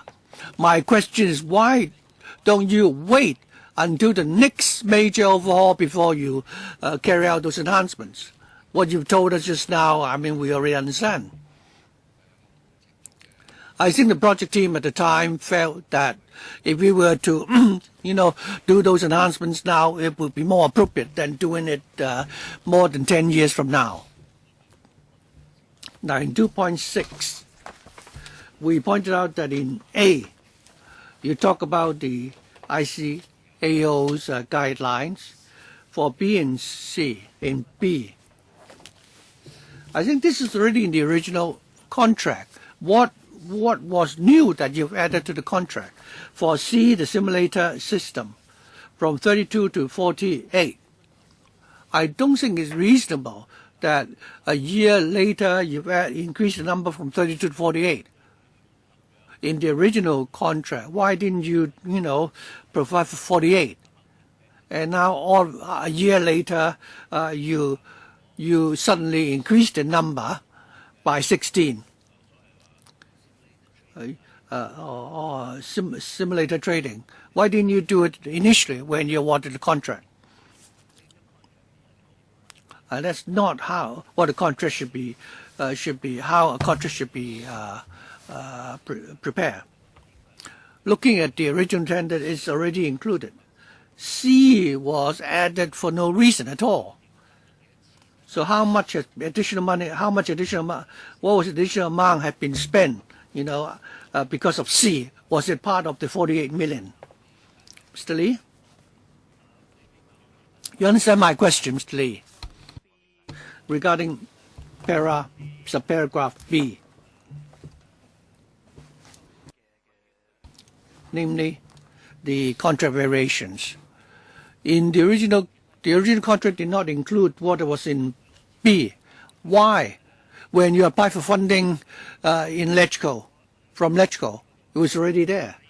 I've already explained that when we prepared the tender document, the tender document was completed in April 2009, and until 2011. There were new needs arising from operations which were not originally anticipated. Why is it that in B, these are all CAD operations? You said that the 83 was the best system.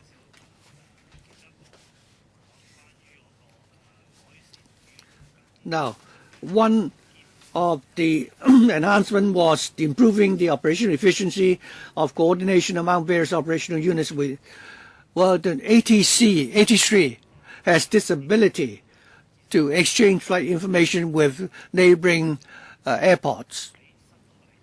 We require the version we require for the new system has a different system. The system for the new system is the latest one. It's 3.08 times. But in some jurisdictions, they are using 3.0 version. Some are using even older versions.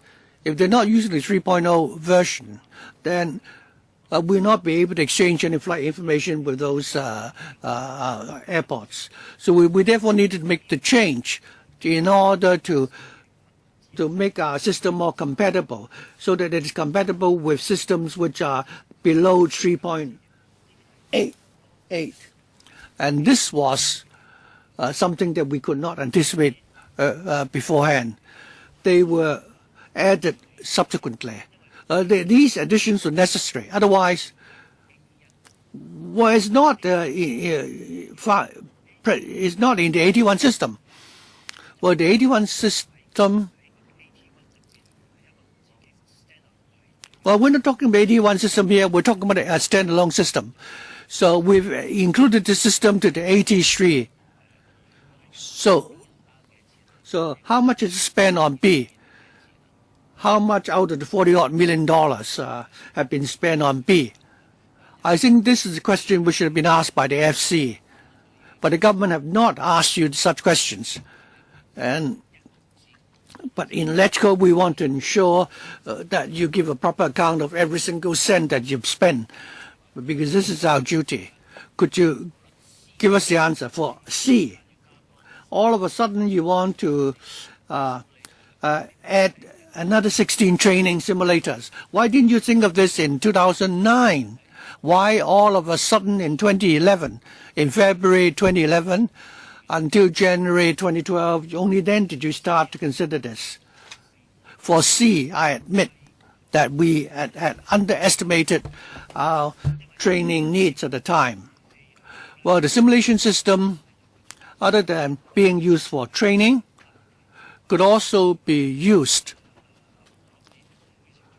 for ATC procedures. How much did you spend on A, B, and C before you could come up with the aggregate of $40 million? Could you give us a written answer? We want the full picture.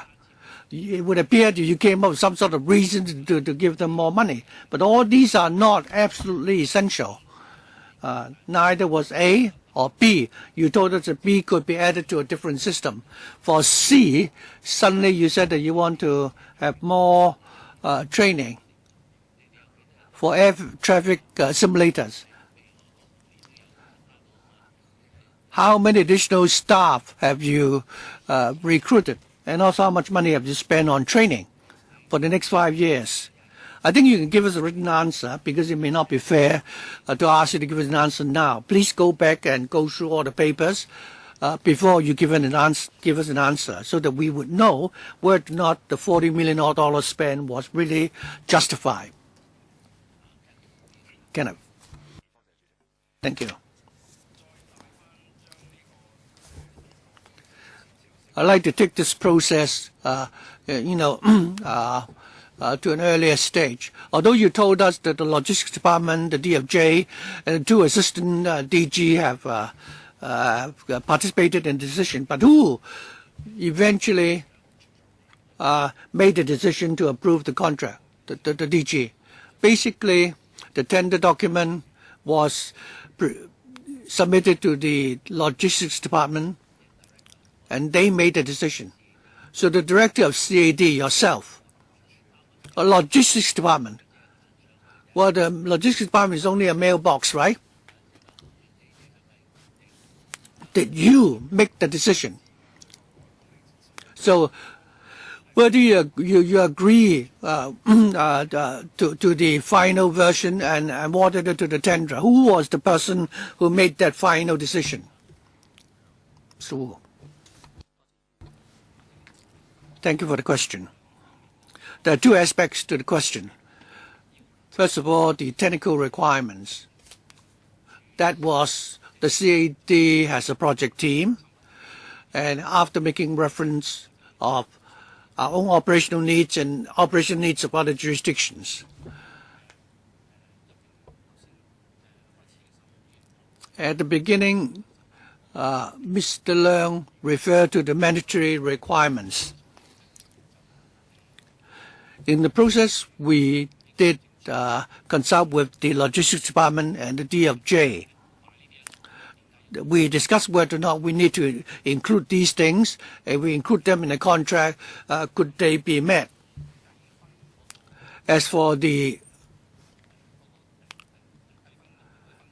scoring requirements or scoring system, they were actually approved by the Central Tendering Board. Although we know different departments have gone through the content, who was the person who eventually was responsible for approving the tender document? From 2007 to 2009, during that period, you work on the tender document. Mr. Leung is asking the question, that is in 2009, after you submitted the tender document to the Central Tendering Board in 2009, before you submit the tender document to the Central Tendering Board, who make the decision to approve that document? By 2009, you've already visited the different airports. Between 2007 and 2009, you work on the tender documents. After the tender documents have been drafted, you submitted it to the Logistics Department. Before you went to the Logistics Department, who make the final decision? It should be the entire ATMS project team which made the final decision. Who was the party supervising what you did? The new CAD complex and also the project supervision system. We've set up a working group which had created a post headed by an assistant director. So you do have someone who eventually was responsible for this document. Now, in the final analysis, I'd like to go back to the question of the contract variation.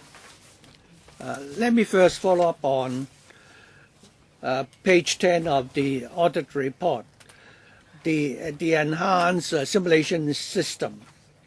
That is the expansion from 32 to 48. The document. I have a tender document with me. Some of us have it, some don't. And I don't know if you have it, DG. No. Well, I want to ask something in the tender document in 8.1 track record. Let me read it out. Track record is an important requirement because there should be a track record. And any one of the aforementioned reference sites, reference sites, must have been operated as the main system in at least one air traffic control center. 呢個第一個 one air traffic control center. 第二點係 with no less than 40個 ATCC air traffic controller working positions to provide air traffic control services for no less than 6 consecutive months. 第三點就 6 consecutive months. Within the last 10 years preceding tender closing date. 讀多一句. In addition, the air traffic management system must have the capacity and capability to handle no less than 2,000 active flight plans. 咁呢有好多個條件。第一樣嘢我指出，你喺 Let me point out to you that in the tender document description, you've pointed out that there should be no less than 40 ATCC positions. How come that you accept 32?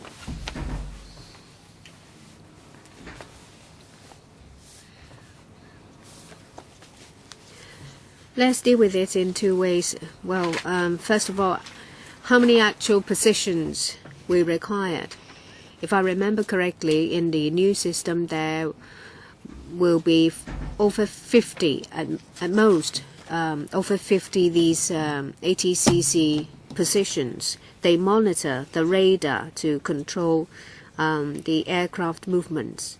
When it comes to simulator positions, it's also a position that deals with a radar, but it's for training purpose, and that's for simulation, not live aircrafts.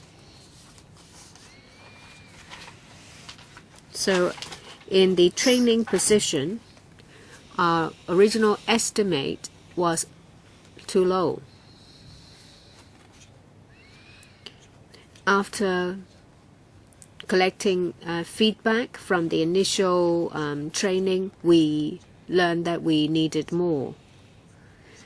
So we will have to train all the controllers. A shortfall in the training position would end in a longer training period. That's why we have this requirement.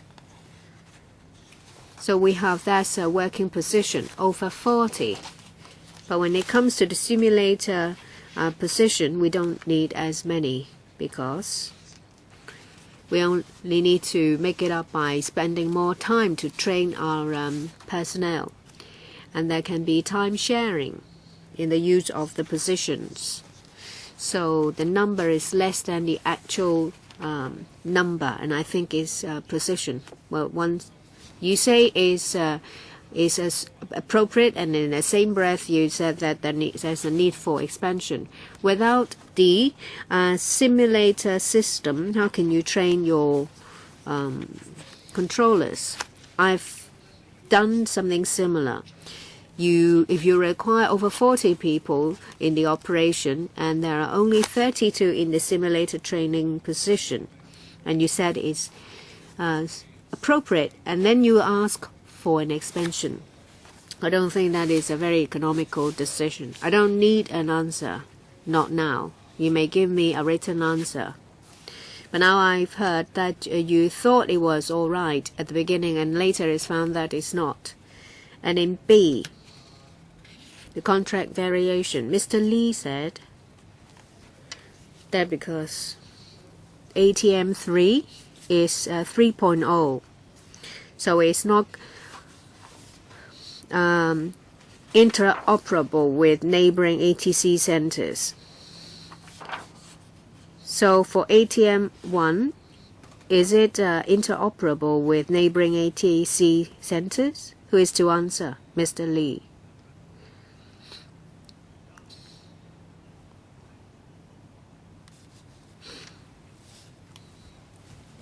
The difference between the current system and the new one is that AT1 doesn't have AIDC, and AIDC is dealt with by a separate system. And the drawback is that we cannot have full automation in the entire system because there needs to be information exchange or data exchange with AT1. With AT3, the AIDC function is incorporated, so there can be full automation. So for the current system, when did you add that, the AIDC? For the current AIDC, it was in operation in 2007. So you knew you needed the AIDC in 2007. How come in this contract you did not consider interoperability? You said that in 2007 you needed that you require AIDC and is added on. And now we have ATM3 and it's not interoperable. I think it's absurd. Can you explain it, Mr. Lee? At the time when the AIDC was commissioned in 2003, it was connected with the ATC centers, but at that time 3.0 version wasn't used, and there was a new guideline of the ICAO requiring the use of the latest version, which was 3.0. That was 2007. That's why in the new tender document, we required the AIDC function to be of 3.0, version 3.0. When a new system is commissioned, well, all neighboring ATC centers using the system would be using 3.0. You know that some centers are using 2.8. That was 2007.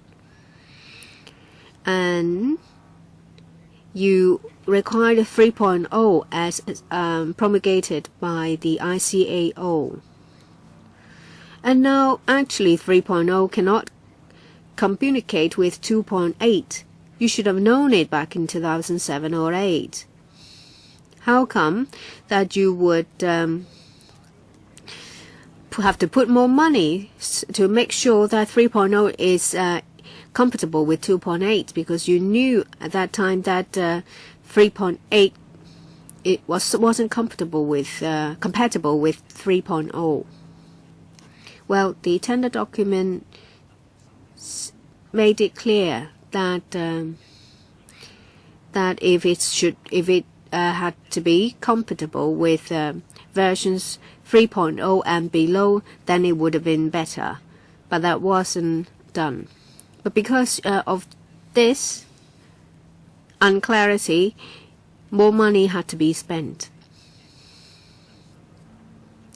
We put in all the specifications in the tender document as we saw fit.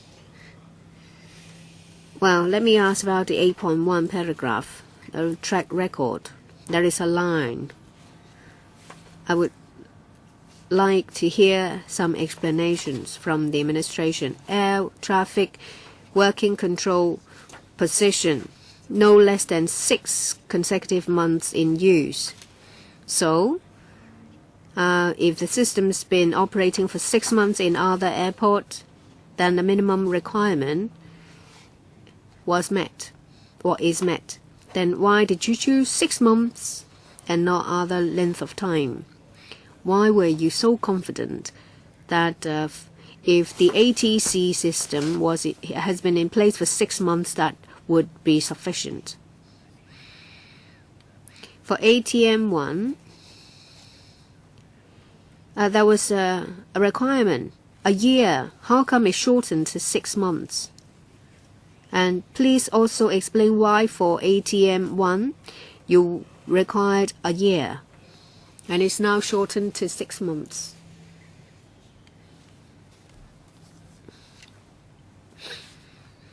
Well, I cannot explain what was in the heads of those compiling the tender document.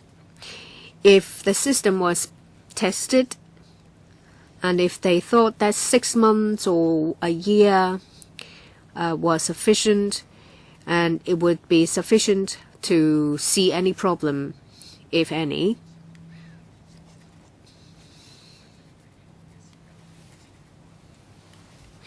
and they've also considered how much time it would take to phase out the old system, and I think it would take less than 6 months. No, that's not my point. It's about why you chose 6 months instead of any other length of time. Well, if you've chosen longer time, then you would be able to see better whether the system would operate better and safer. And in ATM 1, you asked for a year, and now you only ask for 6 months. Why the change? Well, the period of observation is not about your system, it's about the system used by others. A similar system. There are different frequency of movements during different seasons over the year. There may be some emergency situations. So you need to test all eventualities. That is common sense from a layman.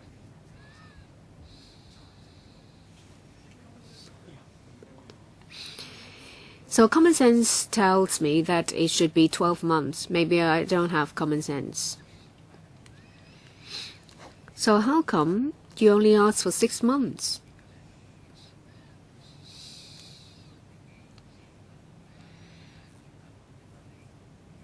Why did you choose 6 months, not 12, not 7? I remember that the previous contract was 1 year. Maybe I am wrong. Please check. Can you explain why 6 months?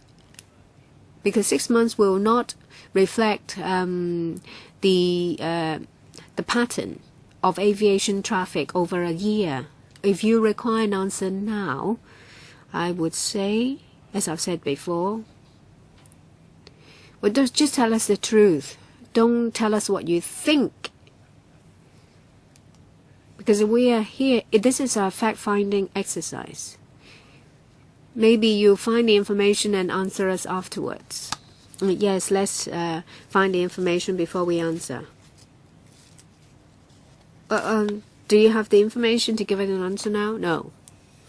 Well, I want to ask is 8.1 again. Give me a few more minutes, please.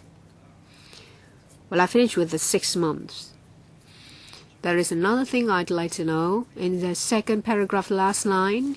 System must have the capacity and capability to handle no less than 2,000 active flight plans at any one time. 咁呢個當然係即係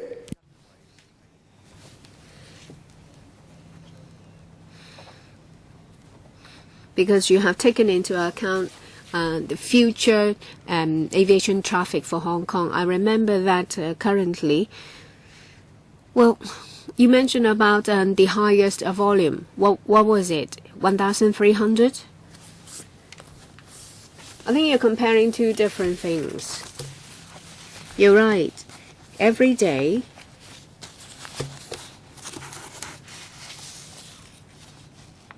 there are about 1,100 movements, but there are some en route flights, about 600. So every day we have to deal with about 1,600 or 700 movements. And for the capacity of 2,000 active flight plan, and that is different.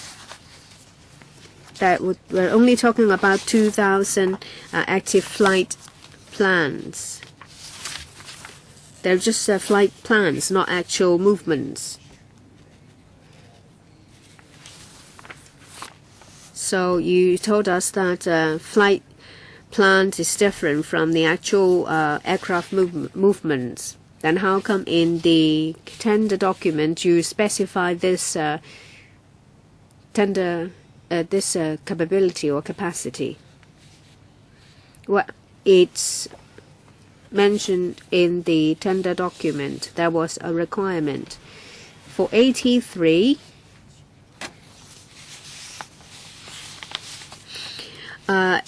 It exceeds the requirement specified in the tender document. Where?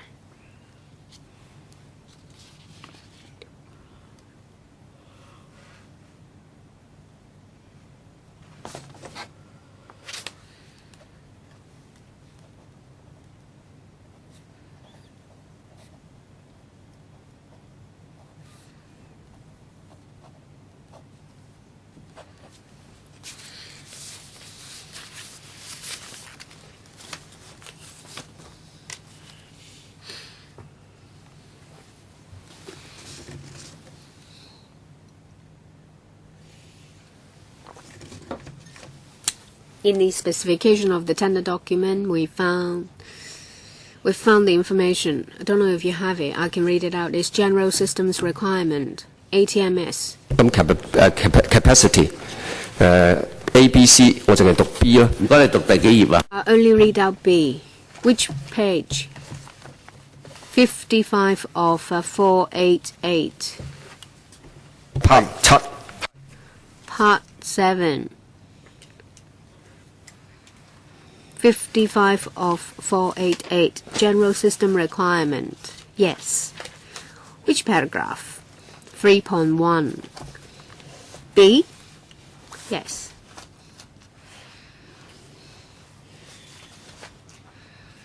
This is also about flight plans. Yes. It's not related to 8.1. But Mr. Low said that flight plan is different from the actual movements.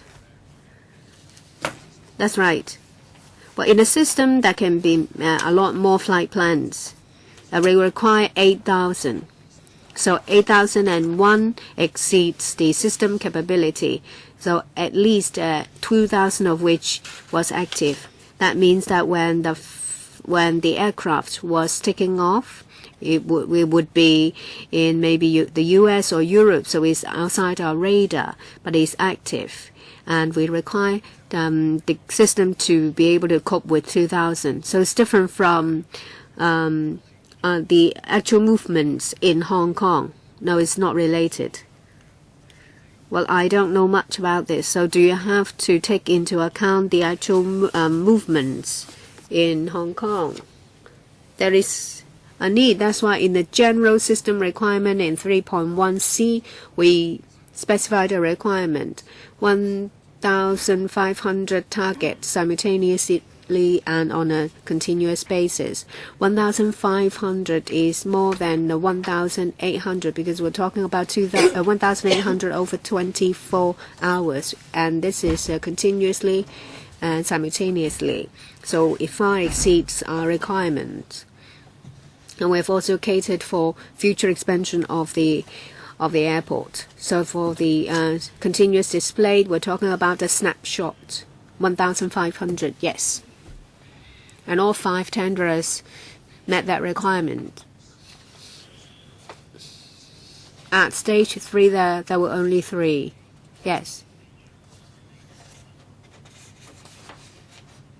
But that was there in stages 1 and 2 because that's for compliance.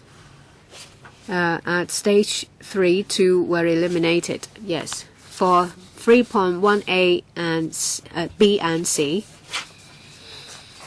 general system requirement, or perhaps I don't know whether in any ATC system in the world there was 1,500 targets. How could you ascertain at a factory or site visit? Because that's for computer simulation only. If you did not inspect the actual operation, how would you be satisfied with the performance? I'm not querying your technicalities, but I don't know how you can check that. And Chairman, I don't know if we can ask for the correspondence from CAD to Tender A and Tender B concerning the reference sites. Well, why don't we get the correspondence for all 5 tenderers? Because at stage 1 and stage 2, all these tenderers complied. So to be fair, we should not just specifically look into 2 only. DG, can you do that? Yes, Kenneth. Kenneth, can you follow up on this as well? Because as you're talking about the track record, I should give you more time since we don't have many members asking questions. Why don't you ask about 8.4 as well? Because well, you talked about track record, and would you like to follow up on 8.4 as well? I know about the interpretation of 8.4, there were some disputes. And in one of the documents, I can't remember which, there was an arbitration over 8.4. Because the last sentence of 8.4 is this. With no proven performance record will not be considered further. 呢一句嘢係唔bold嘅，即係喺個tender document. So in this tender document, this sentence was in bold, so very important. And I also understand that after awarding the contract to a successful tenderer, there was an arbitration or bid appeal. Could you say something about that?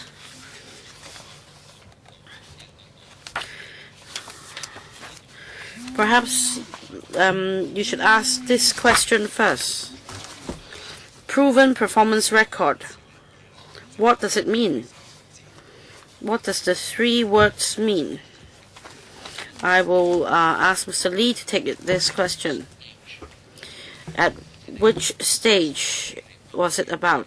Because you said just now in stage 3, some tenderers were excluded, and for clause 8.4, when did you revisit it? And then for the proven track record or performance record, when did you visit this clause to disqualify some of the tenderers? Perhaps let me explain 8.4 proven performance record, what it meant.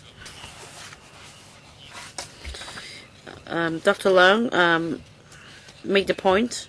When we awarded the contract,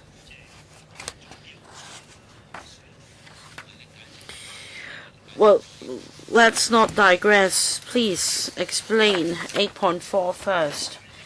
For the proven performance record, the interpretation was not about a particular system, as somebody had mistaken it to mean. In fact, it referred to the tenderer as a whole, not to a particular system, which means that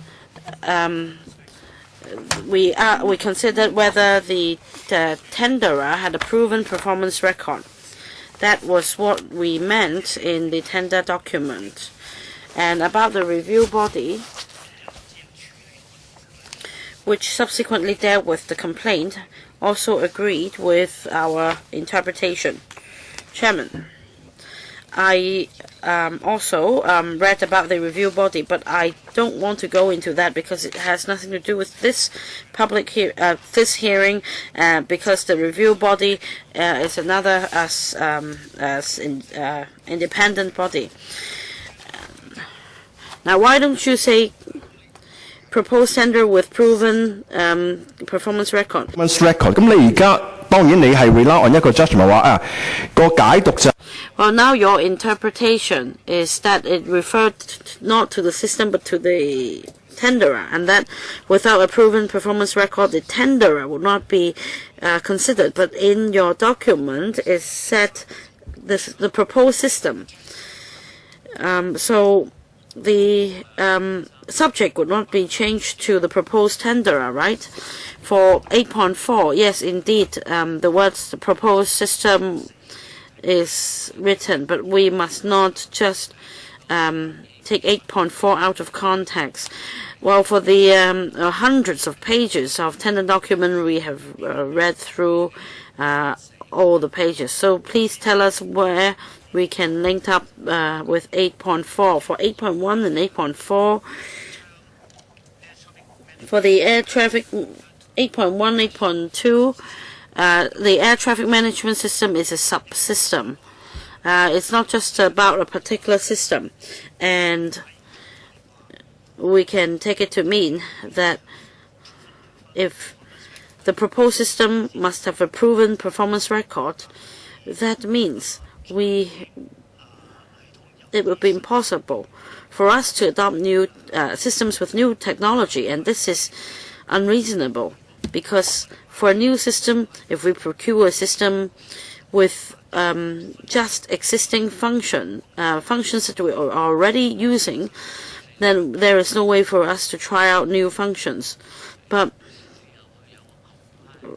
in all fairness, in your procurement system, you need to have a compliance component, and there also had to be a proven performance record.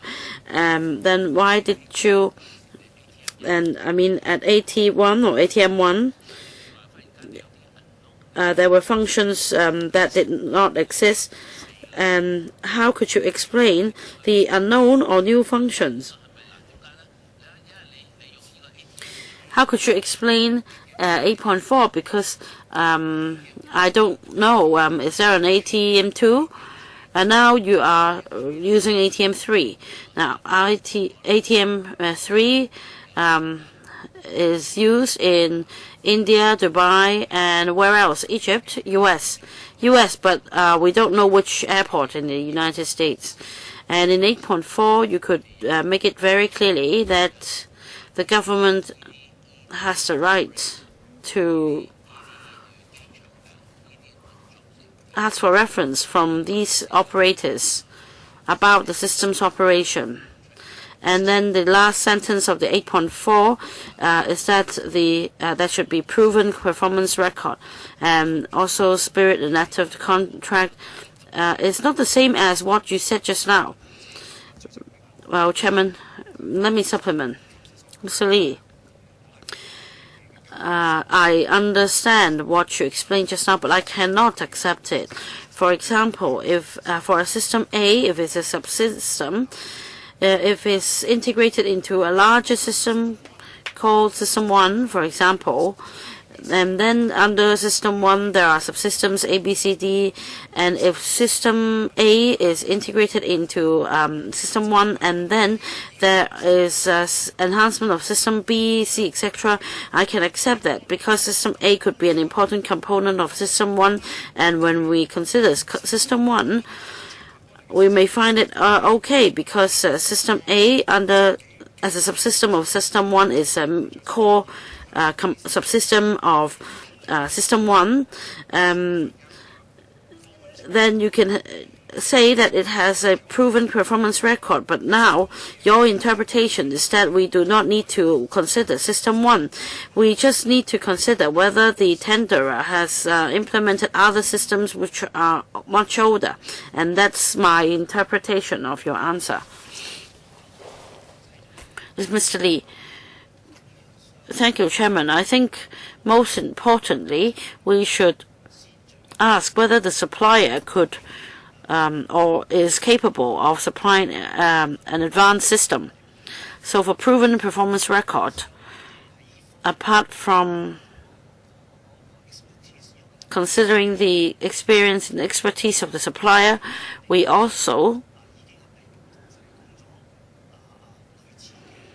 consider whether supplier has supplied similar aviation systems in other jurisdictions before and its performance.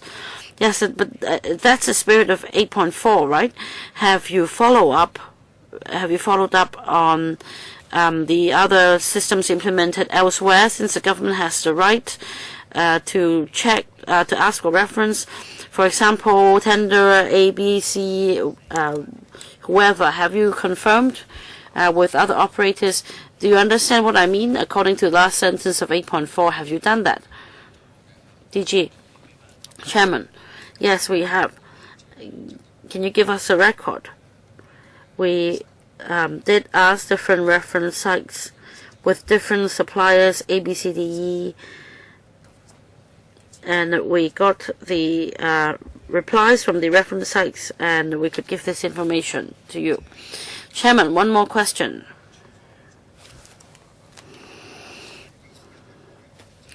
Just now, the administration said that for CV1, the CV1, and Mr. Paul Chair also asked the same question. It had to do with meeting new ICAO requirements, and Mr. Paul Chair also said that not all the requirements were necessary.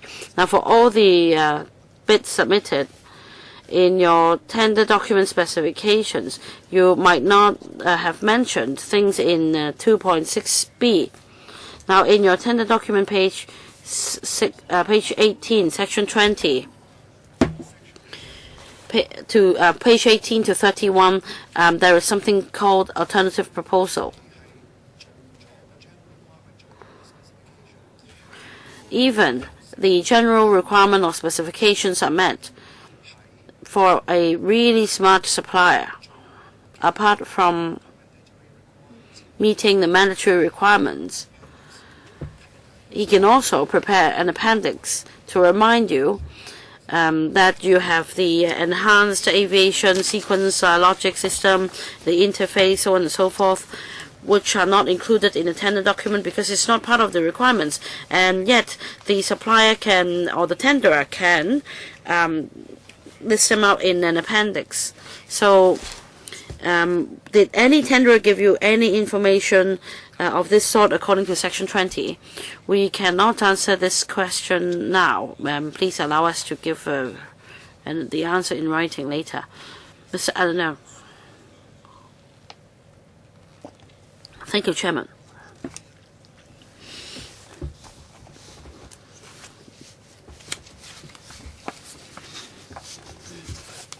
I would like you to refer to Gen 8.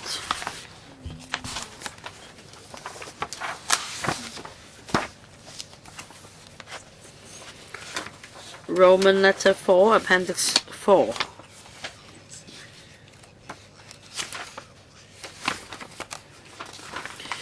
I quoted from it earlier. That is the memo dated the 8th of December 2010. The GLD, a correspondence from GLD to the CTB. And please turn to page 2. The Director of Government Logistics reported to the Chairman of the Central Tender Board under E that 45 local suppliers and 43 suppliers from places outside Hong Kong were invited.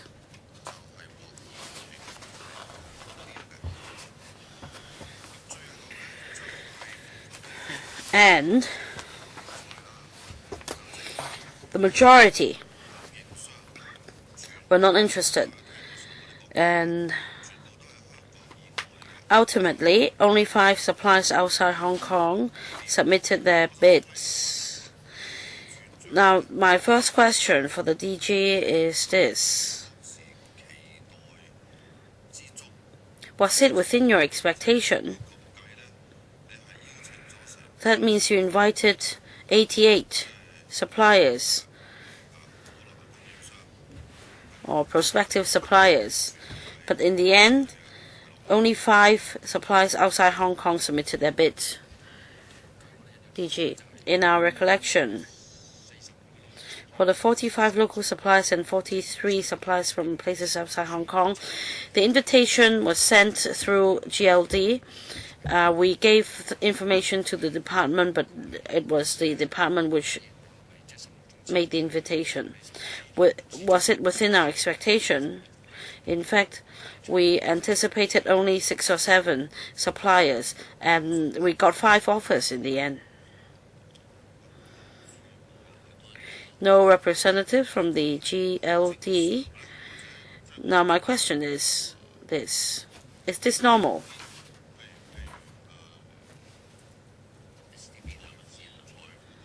I don't know who could take this question. Perhaps Mr. Yang from FSTB could take it. Is this common in the tendering process of procurement, because you invited 88 and only 5 bidders in the end? Was it normal? Yes, Mr. Yang. Thank you, Chairman. Normally, when we invite tenders, we would try to widen the scope to invite companies or suppliers within the field, but it depends on whether the tender is specific. If only few bids are received, then for tender in a specific field, then this is not uncommon or specialized. For air traffic control, this is specialized, I reckon. For procurement of the ATMS, according to the DG of CAD, he said that he expected 5 or 6 suppliers which could be capable of submitting bids, and yet 88 suppliers were invited to submit bids in the tender. Why was there such a requirement?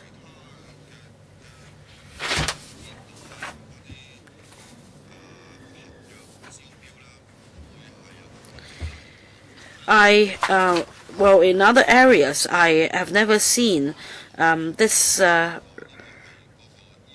proportion. Out of 88 suppliers, only 5 submitted their bids.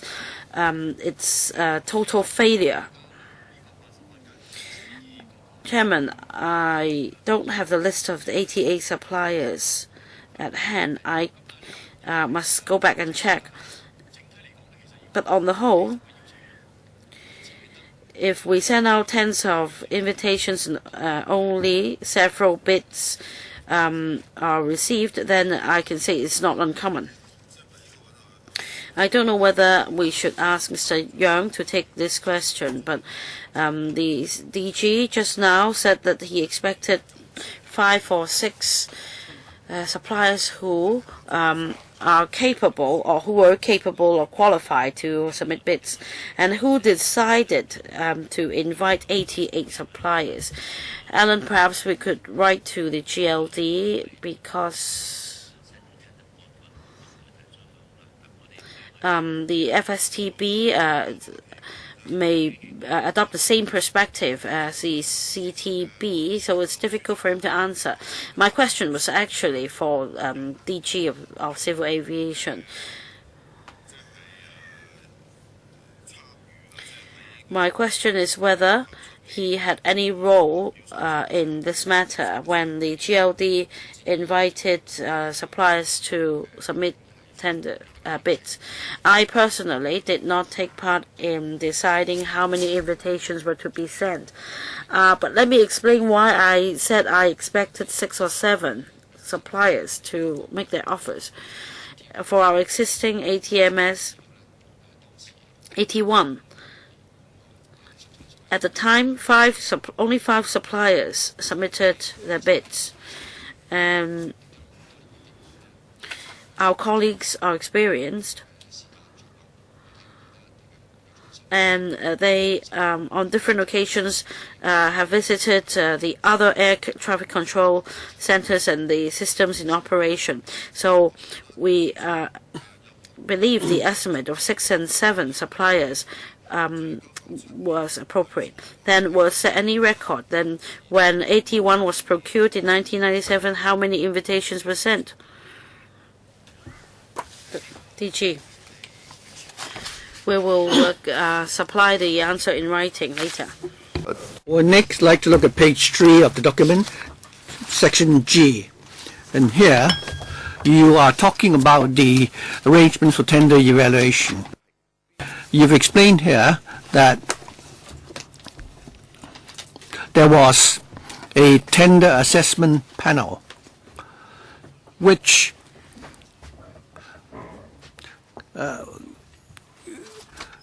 comprised the following officials. They were from the AESD and also the Air Traffic Management Division. Both departments, of course, are under the CAD. The chairperson was the Chief Electronics Engineer, Projects AESD, as well as 7 other members.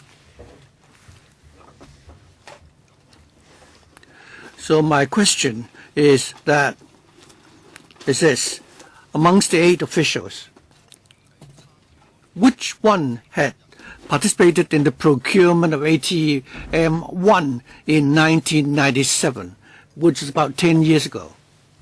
I understand that 2 of them had participated in different degrees the procurement of AT1. Why is it that why you've jumped from ATM-1 to 3? When was ATM-2 procured? I understand that in Hong Kong we decided to use ATM-1. Director General, I think this is public information. Could you explain what was the joint venture for the procurement of AT1 and then proceed to ATM-3? If I may recap on the whole chronology and ask Mr. White to help. In Hong Kong, we decided to use AT1, the supplier. I don't have the information offhand regarding AT2, but some countries are using AT2. So during the 15-year period, some countries have decided to build a new air traffic control system. But you have to explain you need to use 2 joint ventures. Which were these 2 joint ventures? And AT3 belonged to a different joint venture. I think if you could explain that, we would be so much clearer. Certainly this is not a secret. Well, according to our understanding, AT1 and AT2, these were the successful tender. I think you can name the company, and it's not a secret. The AT3, the successful tenderer, form a joint venture with another company. So ATM-1, you had one successful tenderer and another unsuccessful tenderer collaborating as a joint venture, and they built the ATM-1. For ATM-3, the successful tenderer did it alone or did it work with another partner? And it has nothing to do with the joint venture for ATM-1. The partner for ATM-1 was one of the unsuccessful bidder, yes. I think if you explain that to Mr. Leung, it would be so much clearer. And this is not a secret anyway, and no commercial secrets involved. Now, what I'd like to know is this. The Director of Government Logistics, when he wrote the report to the Chairman of the Central Tendering Board,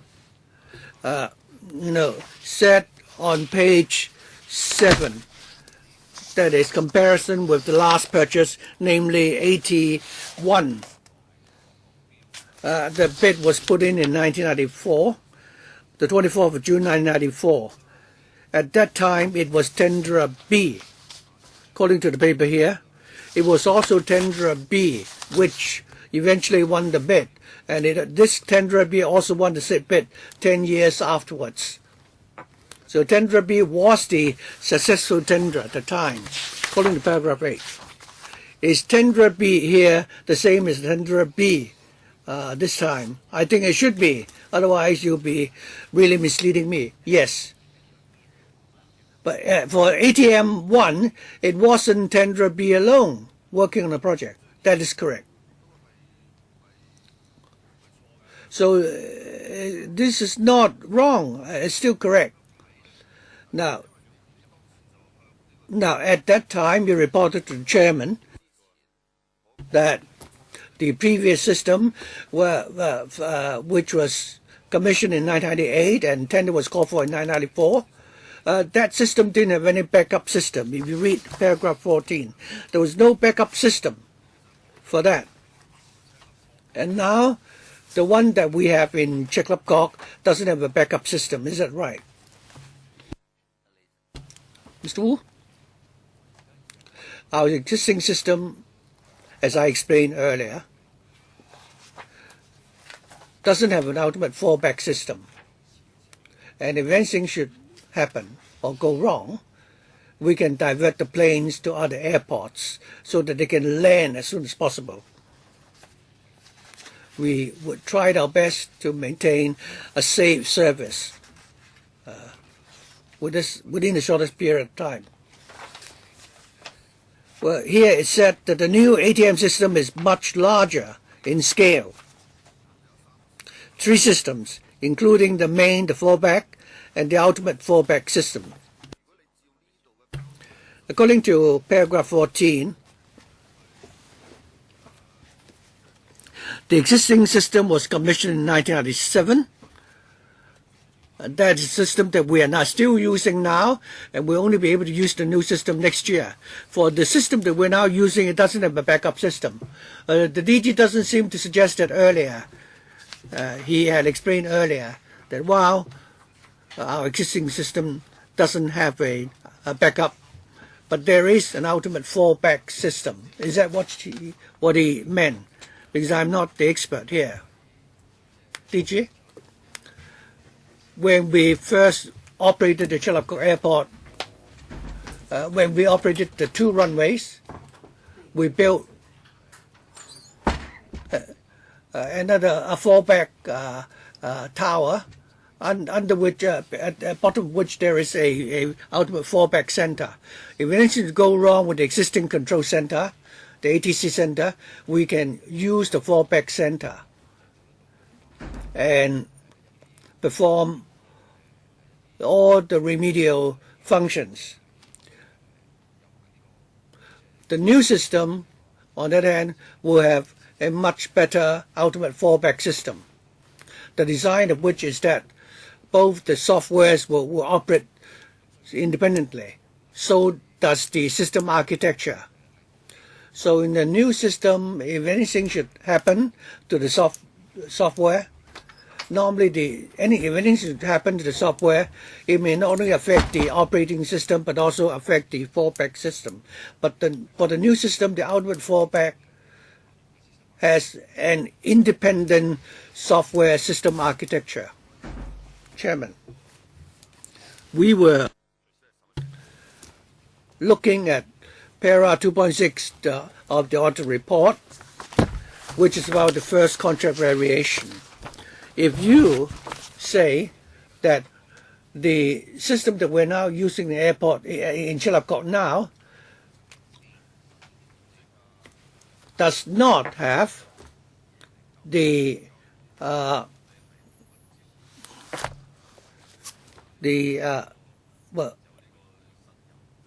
all these new features, and that you have to spend $42 million more. Well, the system is still operating at an airport now, So it's like, going to a ball wearing a garment. It may not fit perfectly, but you can still wear it. But now we're talking about waiting until next year before we have the garment to wear. So I'd like to ask the DG whether or not he would like to respond to that before I go to paragraph 7. Basically, the current system, while it doesn't have a ultimate fallback system, but we still have a backup facility so that if anything should go wrong, it can provide the basic service so that we can maintain safe service within a short period of time. Once we have the new system with the ultimate fallback system, then from the safety management angle, and if you look at the air traffic flow 15 years ago with that 15 years from now, we're talking about a big difference. And the service to be provided is also a lot more complex. So basically we look at it from the safety management angle, and that's why we asked for the contract variation. As whether or not it was appropriate to continue with the delay. I think the reason for the delay was due to several factors, and some of which had nothing to do with the contract variation. When we had the first contract variation, the completion date for the contract was not affected, except that for contract variation 2, there was a delay of a few months. Now that the project will be delayed until the first half of 2016, and that is our latest estimate. The main reason for the delay is that after we've completed the site acceptance test, we found out that there were some issues to be followed up, and that certainly would require the manufacturer to work with us.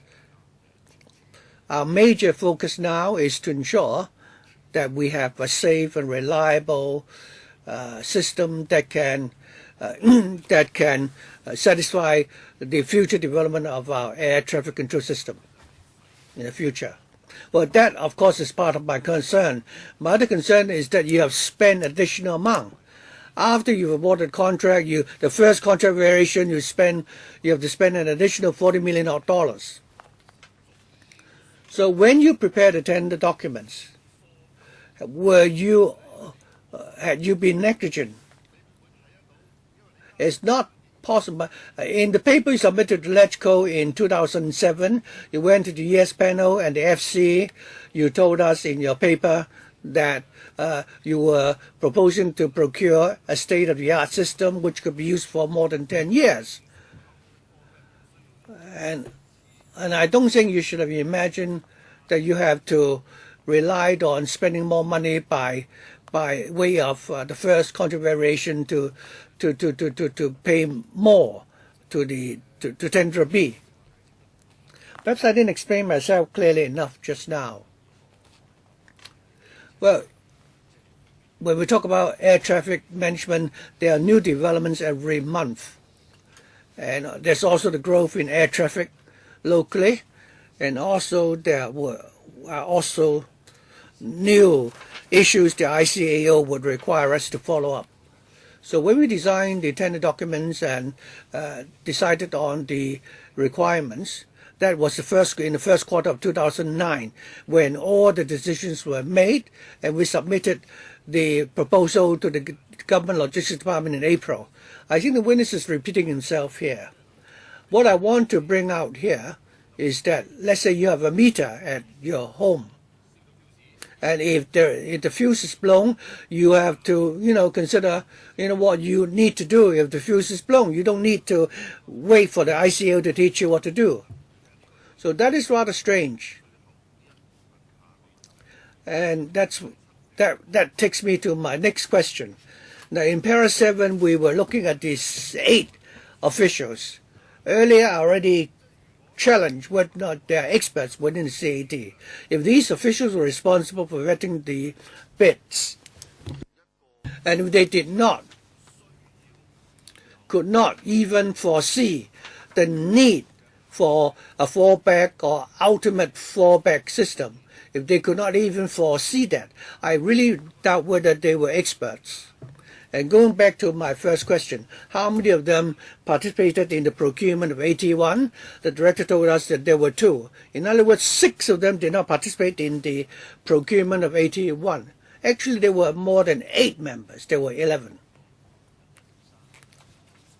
There were 13, 15, 28. But those in brackets means that there were 2. I don't know. Why do we have more than 10? For ATMB, electronic engineers, you have the number 13, 15, 28. They use the letter S. So you have 3 persons there. AESD project. And then in bracket, they have the numbers 2 and 4. So it should have been 8 plus 4. So we should add 3 more, rather. Yes. So that should have been 11. So among the 11 officials, 2 had participated in the procurement of 81.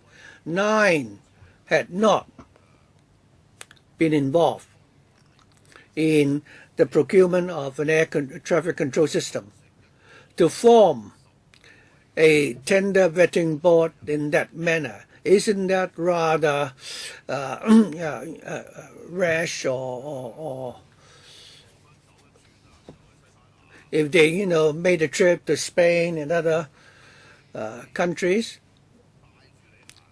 So you'll be actually led around the nose.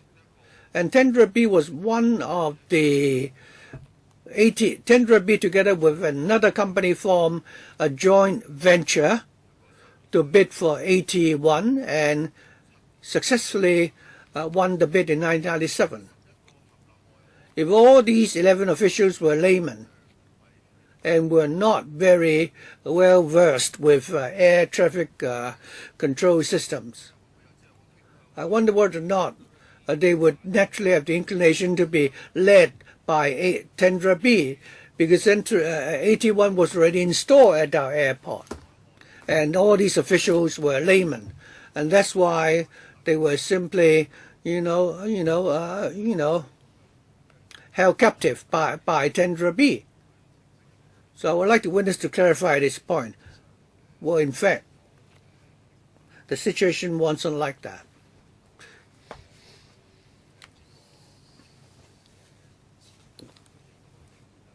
I am very positive about the experience of my colleagues in project management. Amongst the team in question, we had engineers and our operational controllers. And these controllers did not just do frontline work. Some of them were also responsible for doing evaluation and training work. Now, after we have built our system, we need to, perform many functions. So we need to commission the system, and that's why at the time when we formed the project team, we have people from both sides. And when the engineers, you say there were only 2 who had taken part in the 81 project. All the others, in fact, had worked in the engineering standard division for some time. And although they had not taken part in the procurement of ATMS system, however, they had taken part in the procurement of many subsystems, and they certainly had the expertise and experience. The 81 system, all the operational maintenance were the responsibility of our colleagues in that division. So the understanding of ATM systems was adequate. And when the project started, they have gone to other countries to actually study other systems more advanced than the 81 system. They've also participated in international air traffic management conferences. And I'm sure that when they prepared the tender documents and also when they selected the successful bidder, I'm sure they were competent when doing their job. Ellen, understand that these 11 officials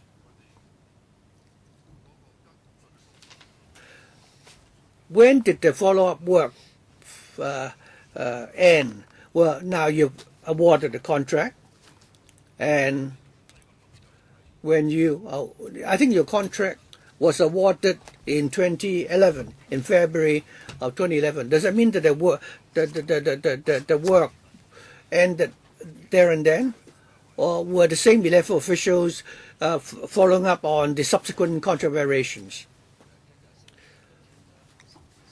Well, the tender assessment panel, other than those who have retired, other than those members who have retired, all the others are still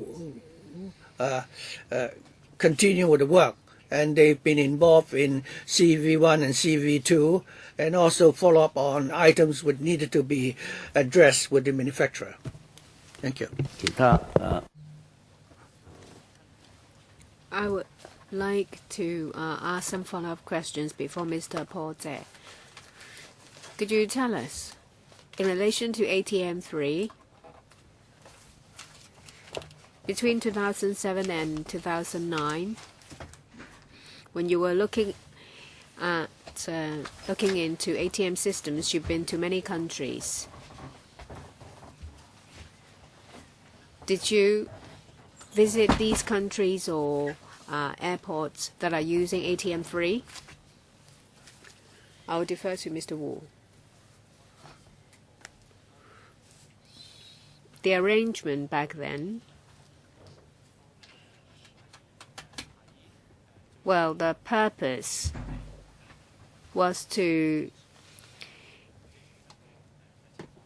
see the actual operation of the latest system.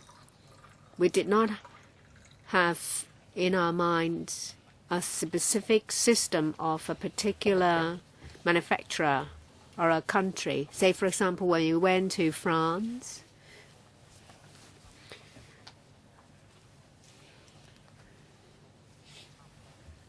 we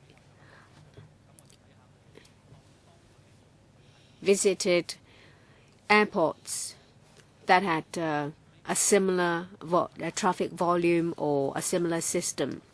We looked at the overall design, the implementation of the system, discussion with the manufacturer, and say requirements like flight plans. Yes, you've been to many countries.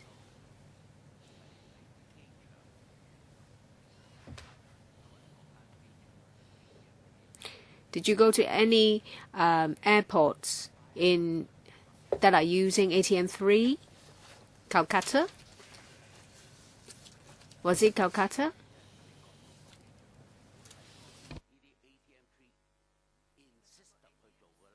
And some airports in the US?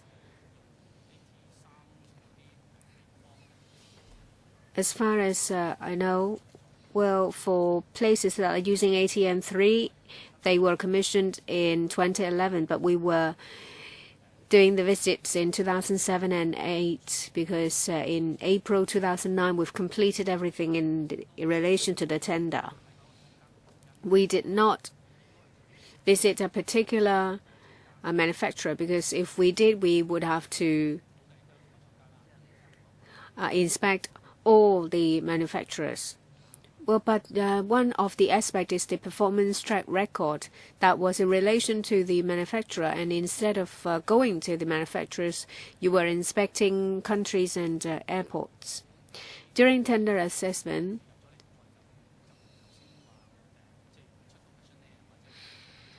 well, as we've explained, we gave them a checklist and inspected the factory.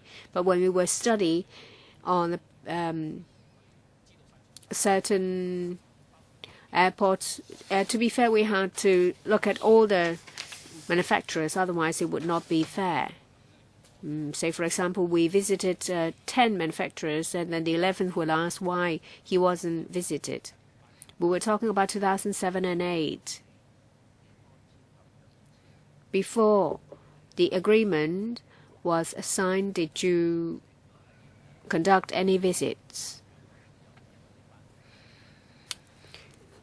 In 8.4, as the DG said, you asked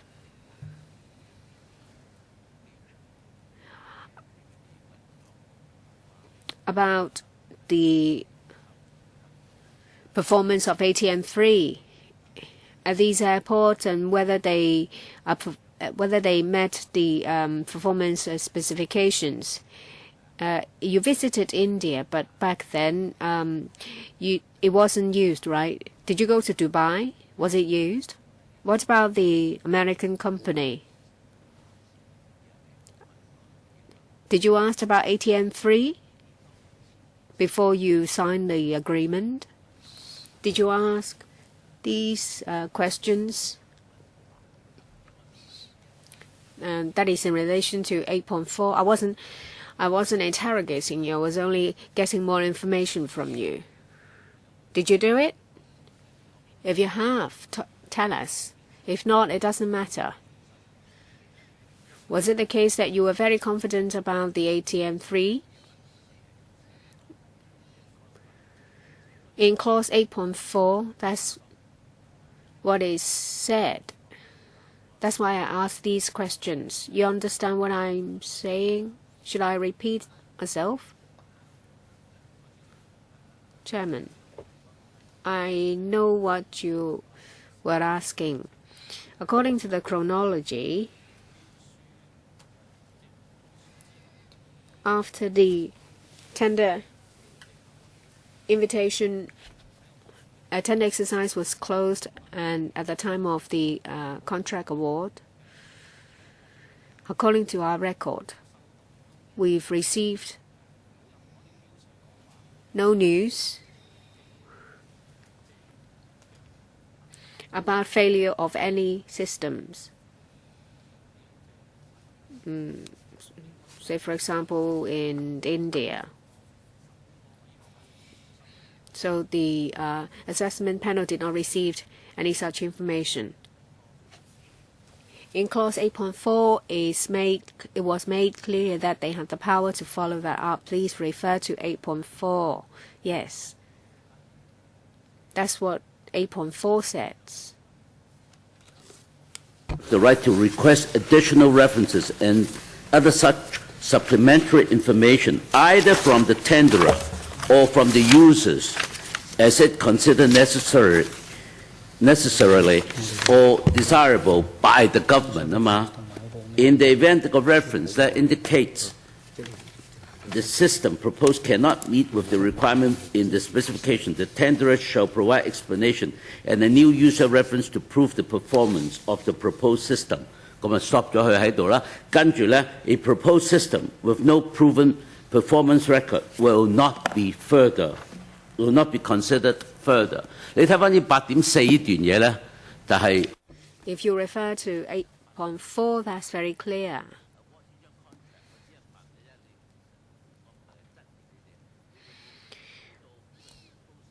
I wasn't questioning you, I was only asking for information. Did you do it? If not, why not? If you did, give us the information. DG? Allow me to explain.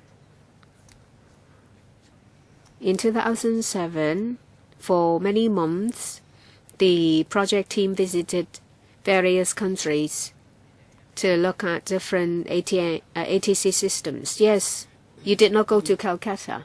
Did you go to Dubai? Because they were using ATM3. As Mr. Wu explained, we were not targeting a particular manufacturer. The system, though, right? No, we did not go there just to look at the system. When we were compiling the tender document, we had to know what kind of functions and features were used and what their capacities were in the major ATC control, what the design was like. I understand. You've explained many times, DG. I was only referring to 8.4. Did you do it or not? I wasn't questioning you. I do not doubt you. I was only referring to 8.4.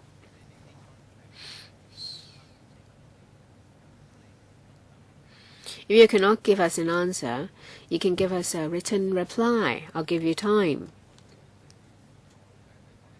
Yes, we'll refer to 8.4 and we'll give you a question. Your question. No, that wasn't a question. Well, yes. Well, I asked this question because Calcutta was, or was it Delhi? New Delhi was using ATM 3. Did you go to Dubai?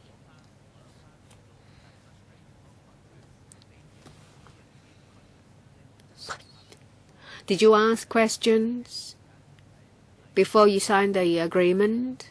Give us the information.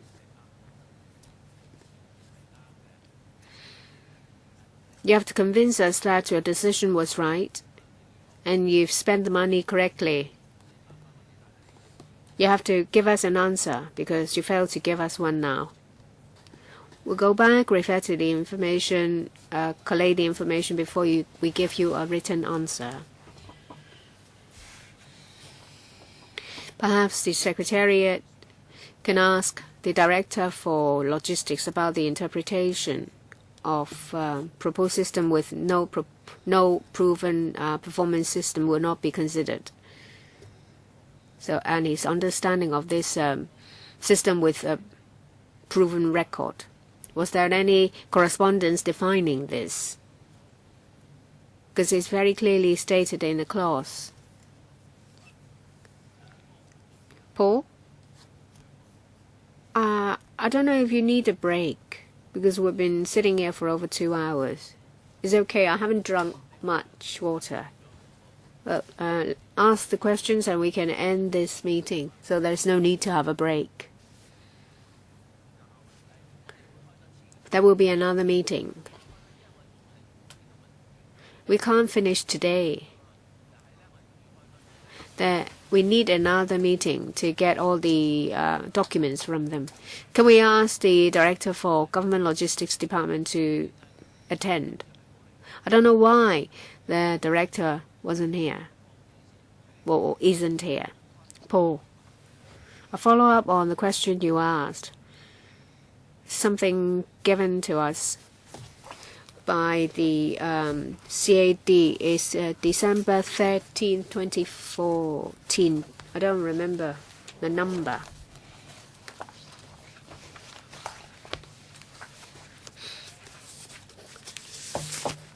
It's in relation to a case of the review committee or review board about 8.4, clause 8.4 and the understanding of that clause.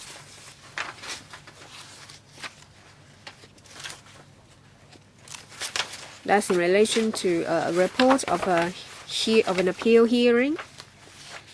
Is in the annex of the letter I read out.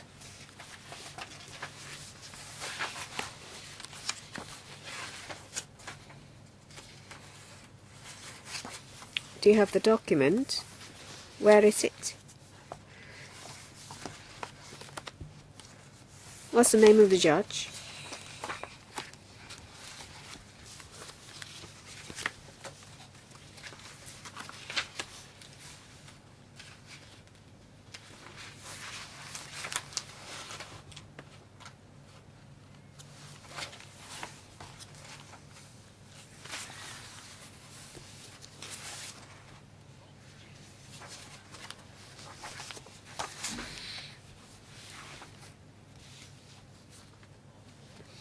It's not a gen document.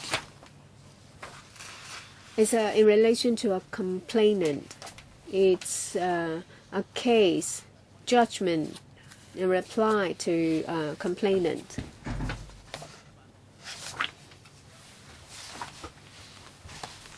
Please ask your question.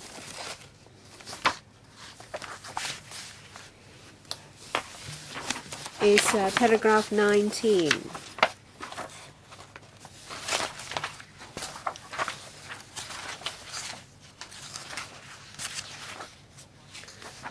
And it says that in relation to 8.4, the interpretation can be quite shouldn't be too narrow, and it should not be limited to the track record of the supplier.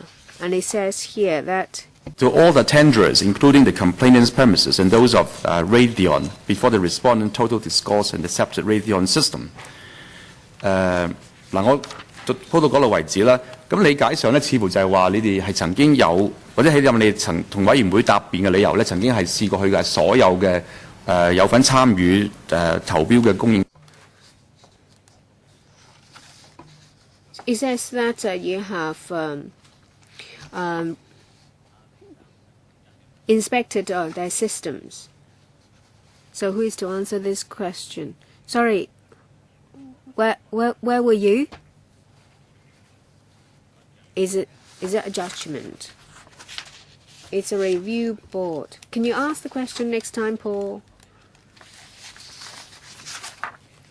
Because it hasn't been given a gen number yet.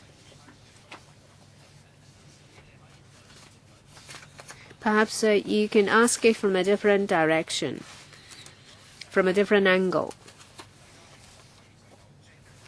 You have Gen 6. I would like to refer to Gen 6.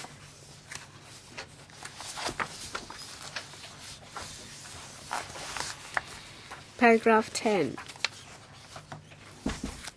I think is page 2. Paragraph 10. In relation to paragraph 9 is about the tender document, and paragraph 10 says that the CAD was aware of the relevant requirements of the ICAO and development of ATC systems in the region at the time. So what, when do you mean at that time? I'll defer to Mr. Wu.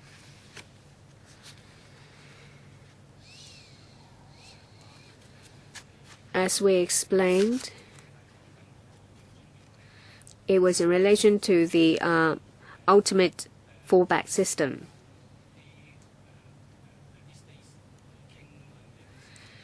It was the time of the 2 years when it was used for discussion.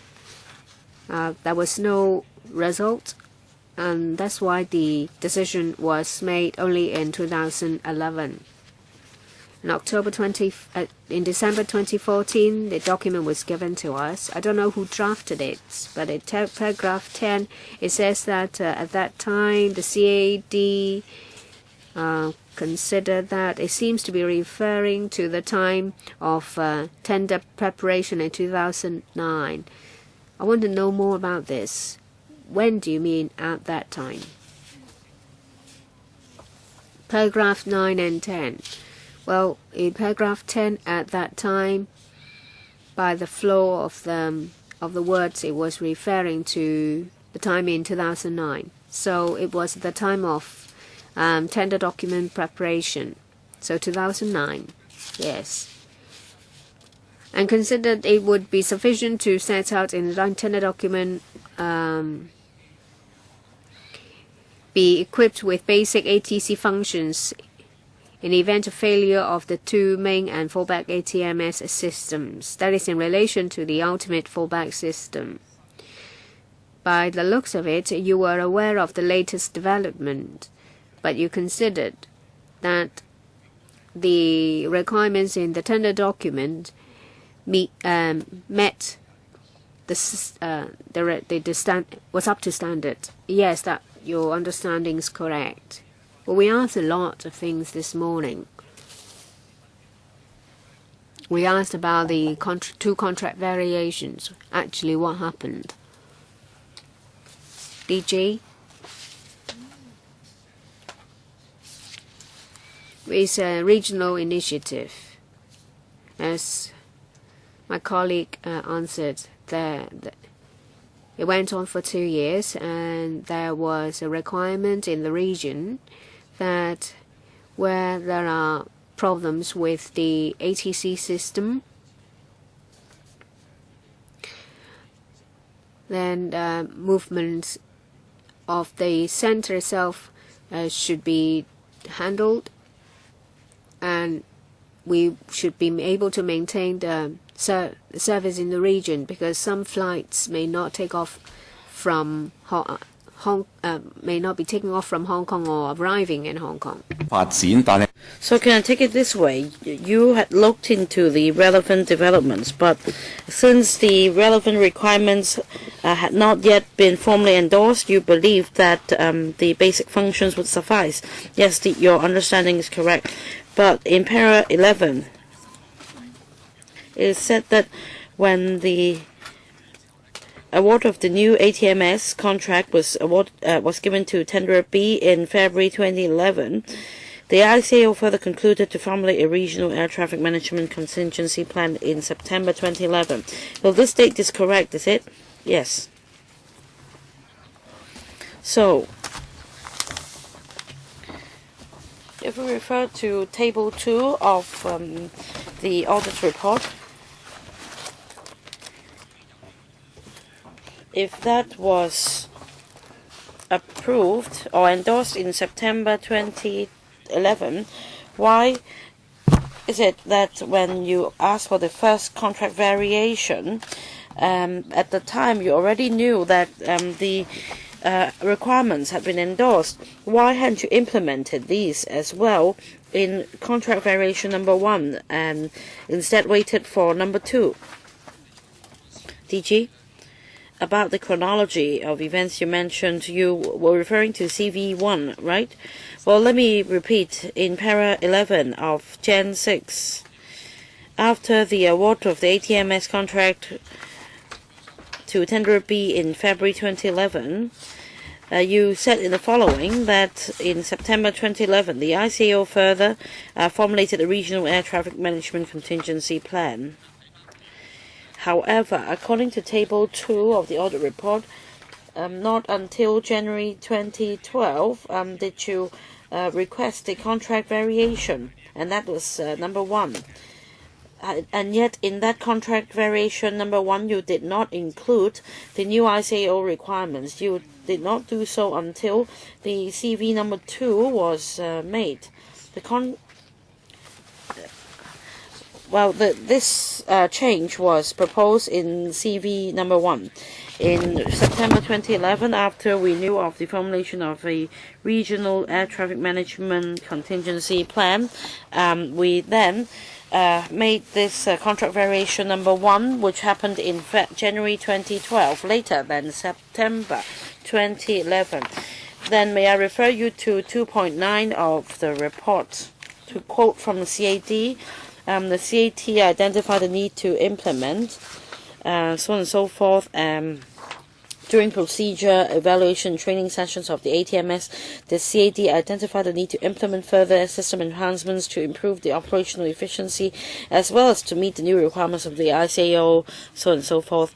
So it seems that only during the training sessions were you aware of the new requirements, and hence you proposed changes in contract variation number 2. Am I correct? In para 2.9, there are two things. First of all, after or during preliminary training sessions of the ATMS, we identified the need to improve operational efficiency by implementing system enhancements and also to meet new requirements of the ICAO Global Air Navigation Plan. And these are two different things. For the GANP, it's not the same as what we talked about in CV number 1. So we're talking about new requirements or initiatives. So coming back to question number 1, it seems that it could go on and on. So are there any new initiatives at present requiring contract variations again? According to the colleagues' assessment before we formally accept the new system, there should not be any further variation. We had this consensus with the Engineering Service Division as well. However, After accepting the new system in the coming 10 years, whether any other variations are needed. Well, from the experience of AT1, we had 23 variations, mostly having to do with software updates.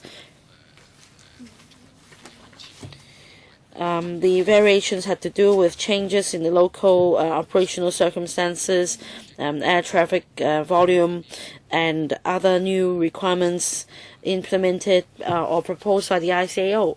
So indeed, there have been needs to implement changes or new components. For the 23 variations involving software changes in AT1, how was the cost calculated? I'll defer to Mr. Wu.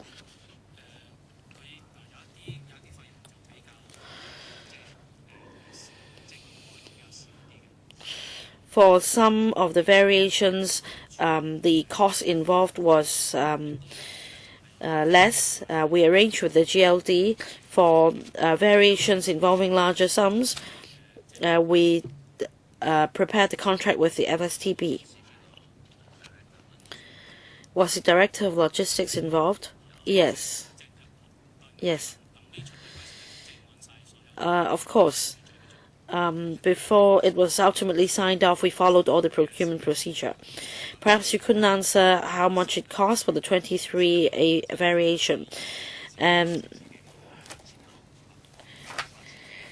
Yet, for the 83, for just 2 variations, we see that a total of $80 million have already been spent. For the 23 variations, any idea how much was spent?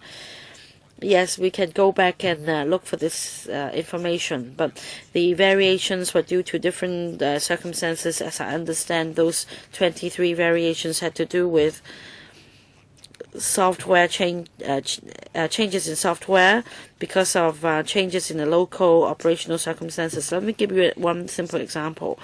We have new flight paths, for example, or new entry exit points, and these lines and dots are not shown in the original radar display system, and we need changes in the software to display these new lines and dots.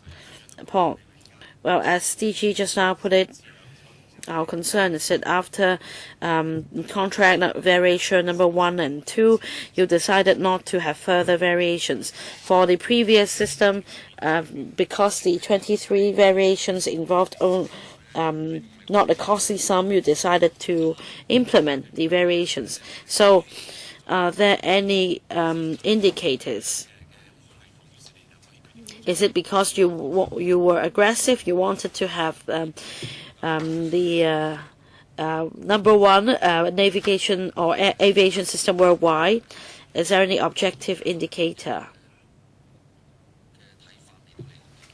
Any objective criteria in assessing whether it's necessary? Then for new systems with new functions,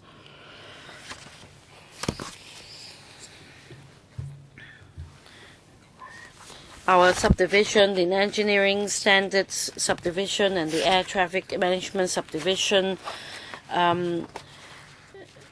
would make changes only after discussion by these 2 subdivisions.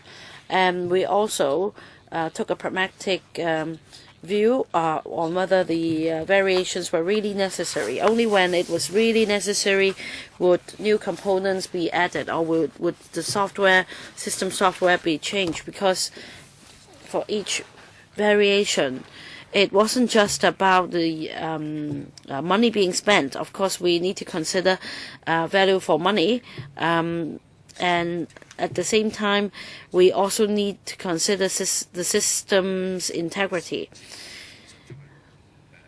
That is to say, after each time after we make changes to the software, the whole system would have to be reloaded, and there is a risk. And after adding new components, our air traffic controllers, to some extent, would have to undergo certain training. And we need to factor in this cost as well.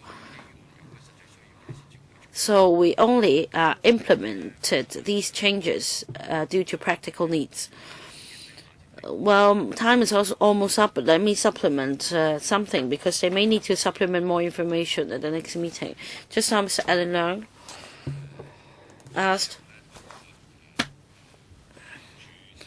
about the Director of Government Logistics correspondence to the Central Tender Board. Gen 8, Appendix 4. As I understand, because of sensitive data, some parts have been blocked out. But I'd like to know more, as I am quite puzzled. I'm not asking you to disclose information. Just to clarify, for example, on page 4, C, small Roman letter 3, the whole paragraph was blocked out. What is it about? DG. Please allow me a few more seconds to dig out this information first. Well, this is about 40% of the evaluation on tenderers A, B, C, D, E. That means you excluded C and D. That's about compliance.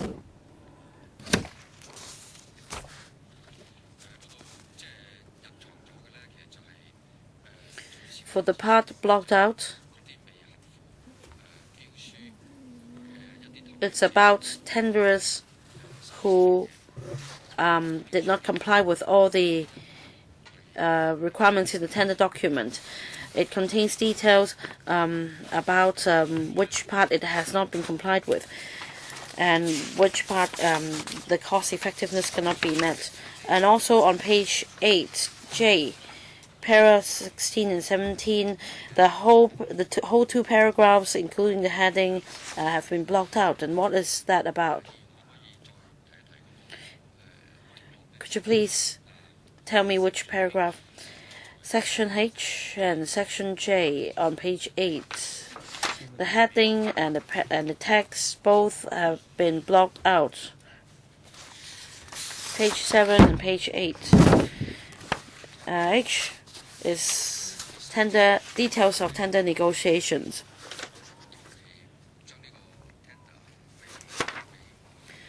Before we awarded the tender to a certain bidder, we still needed to discuss details with the bidder, including price, etc., and we have blocked this out.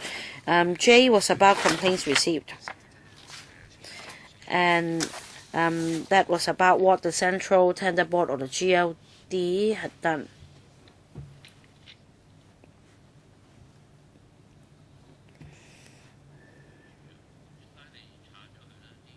DG, why did you block this out?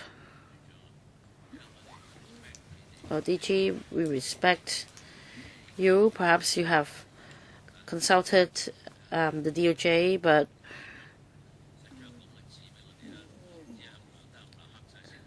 you give us this paper with everything blocked out. It's really difficult for us to ask questions.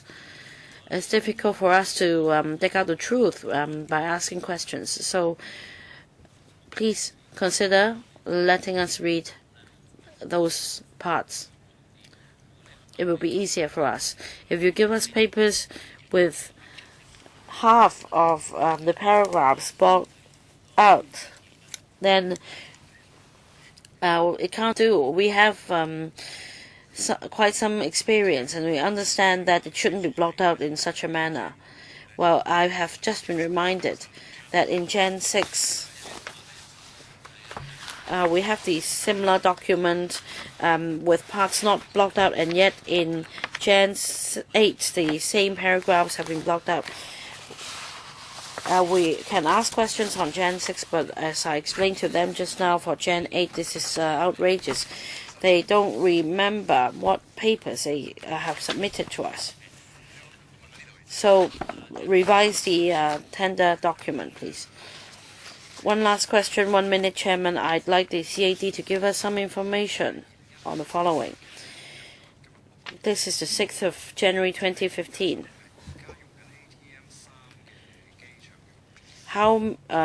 Which airports are using the ATM3 as of today? Do you have this information? CAD, give us follow-up or supplementary information if you can't answer that now. So,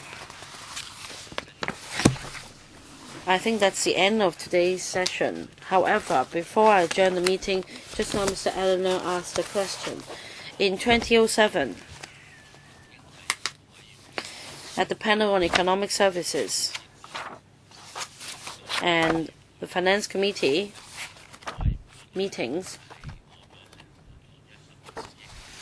$1.5 billion were sought, and your bureau submitted the papers. And Alan's question was this: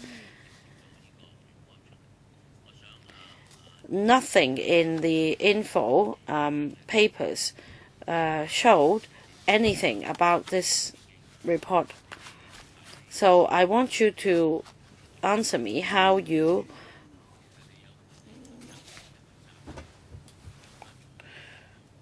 monitor these units, and whether you should be responsible for reporting to the FC, and whether there is any information on whether any papers are available. Mr. Yao, because he asked the question and there was no answer, so I'll just follow up on this. About the ATMS of the CAD, we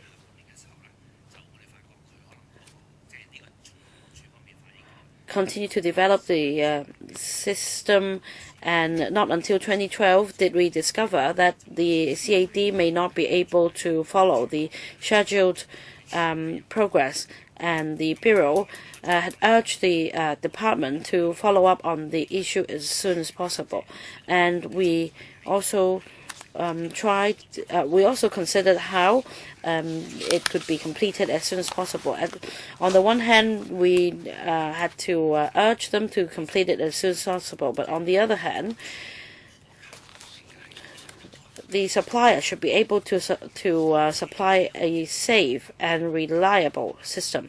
So the CAD have been following up on that, and subsequently we also noticed some media reports about the delays, and even electrical members wrote to the government and asked about it, and the government also replied in writing the relevant situation to the panel on economic services at the time. Of course, it was the chairman of the panel to decide whether there should be a formal discussion at the meeting. Anyway, we did provide information paper to the panel at the time. Can you give us a table of what you have done, how or when you were aware of the delay, of the problems, when the member wrote to you, when the papers were submitted by you to the panel? We need all this information. This is about governance. This is also about the relationship between the executive and the legislature. No worries, go back and look for this information. On the 14th of December, Chairman, we submitted a paper. Reference number, please, Gen 4.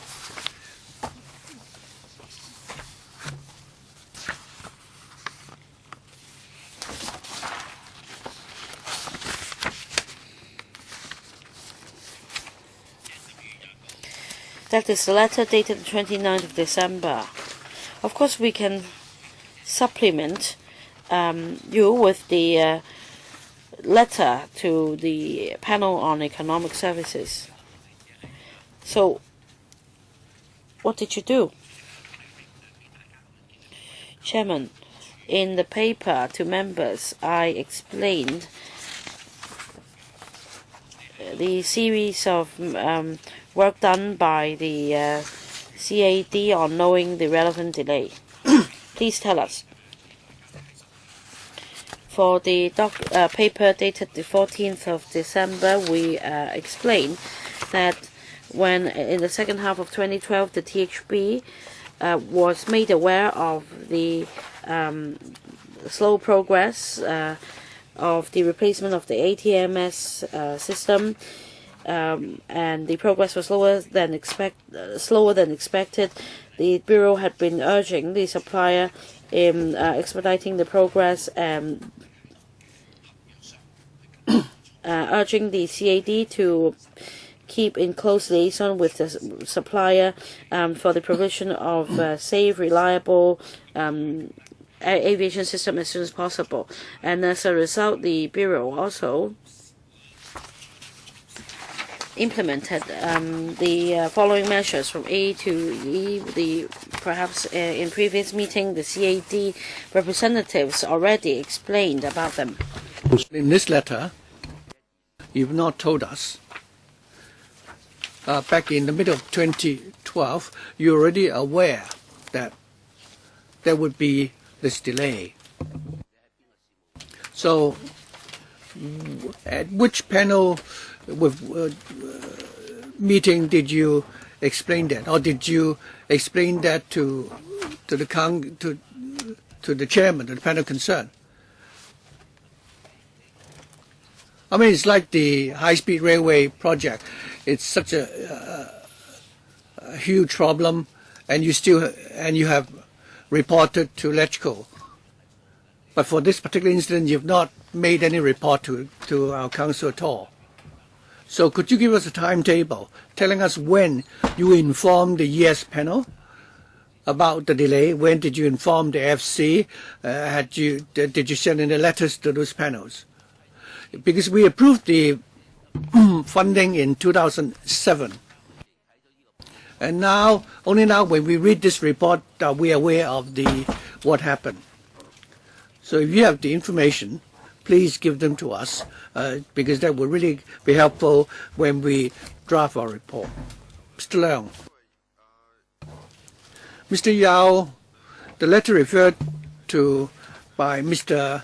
Yao, if you read the Chinese version, if you read from the top, and the fifth line from the top, you'll find that the T and HB learned about this in the second half of 2010. Chairman, I'm sure the Chairman and the PAC may be interested to know, before the second half of 2012, was he aware of the progress and that we will not be able to replace the system by the end of 2012?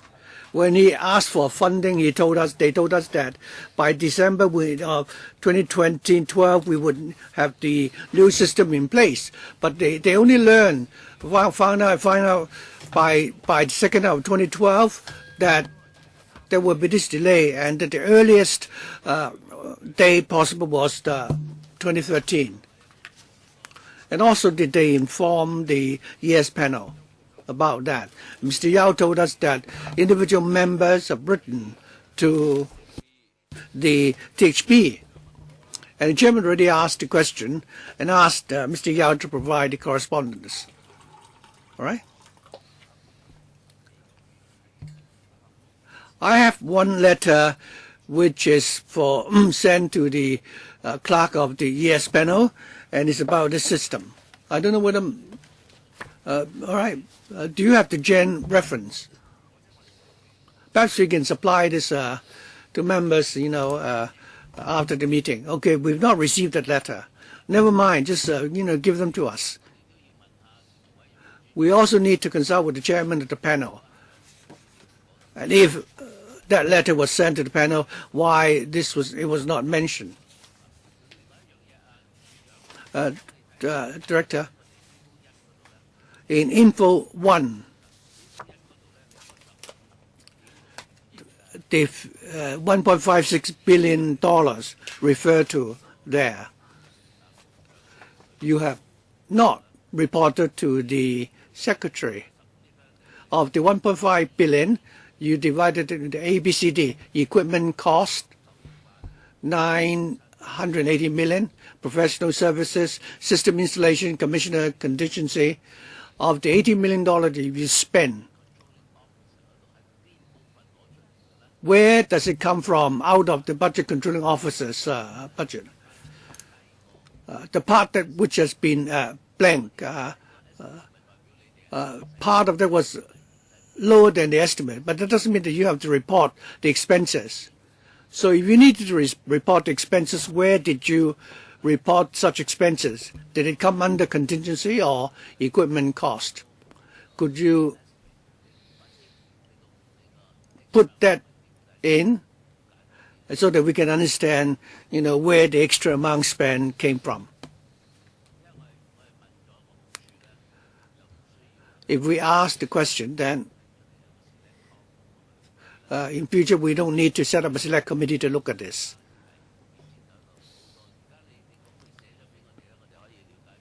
If you give us those figures, we will be able to know what happened, and then we can ensure that in future, any public funds spent will ensure that there will be value for money. Thank you very much.